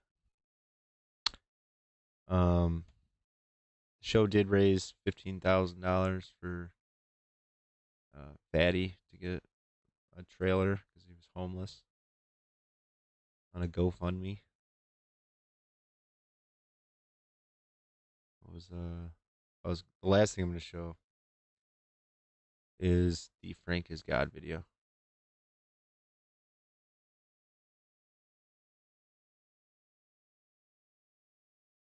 This happened later. Not too many days. I already showed the slap. I know nobody's actually here watching. Just nice people hanging around. There it is.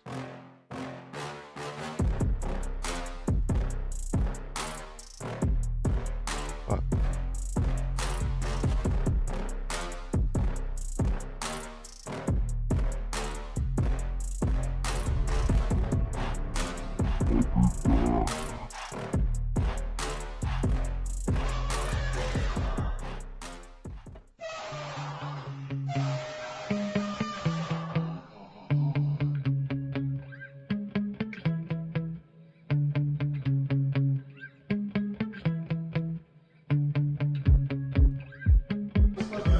Hey, bud. You forgave him already? After you slapped him? You know, like, you hit him like, okay, you hit him like, look at me, look at me. You hit him like this really easily. Hit him like this really easily. Like this slap. Oh! It was like violent and mean. There was like ill intent, right? What's up, Daisy? Rose is still here too. What's up? Are you in there? Are you done? Thank you.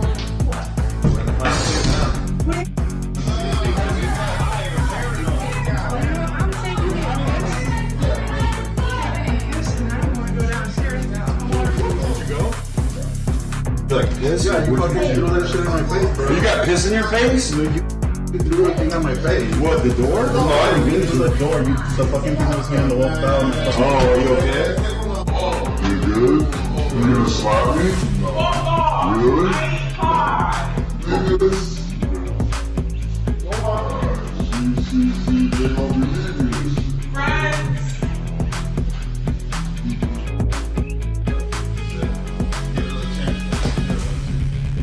Hey man, hey buddy. You came back? He almost left. They love you out there. Yeah. You're a star. Sure. Okay. Our bros, they stay winning.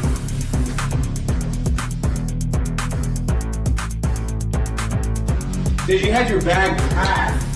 Huh? You had your Where's his bag at? Is it in here? What's happening? You're leaving? Come on! He's going! No, like, they don't open the door when I was taking a shit.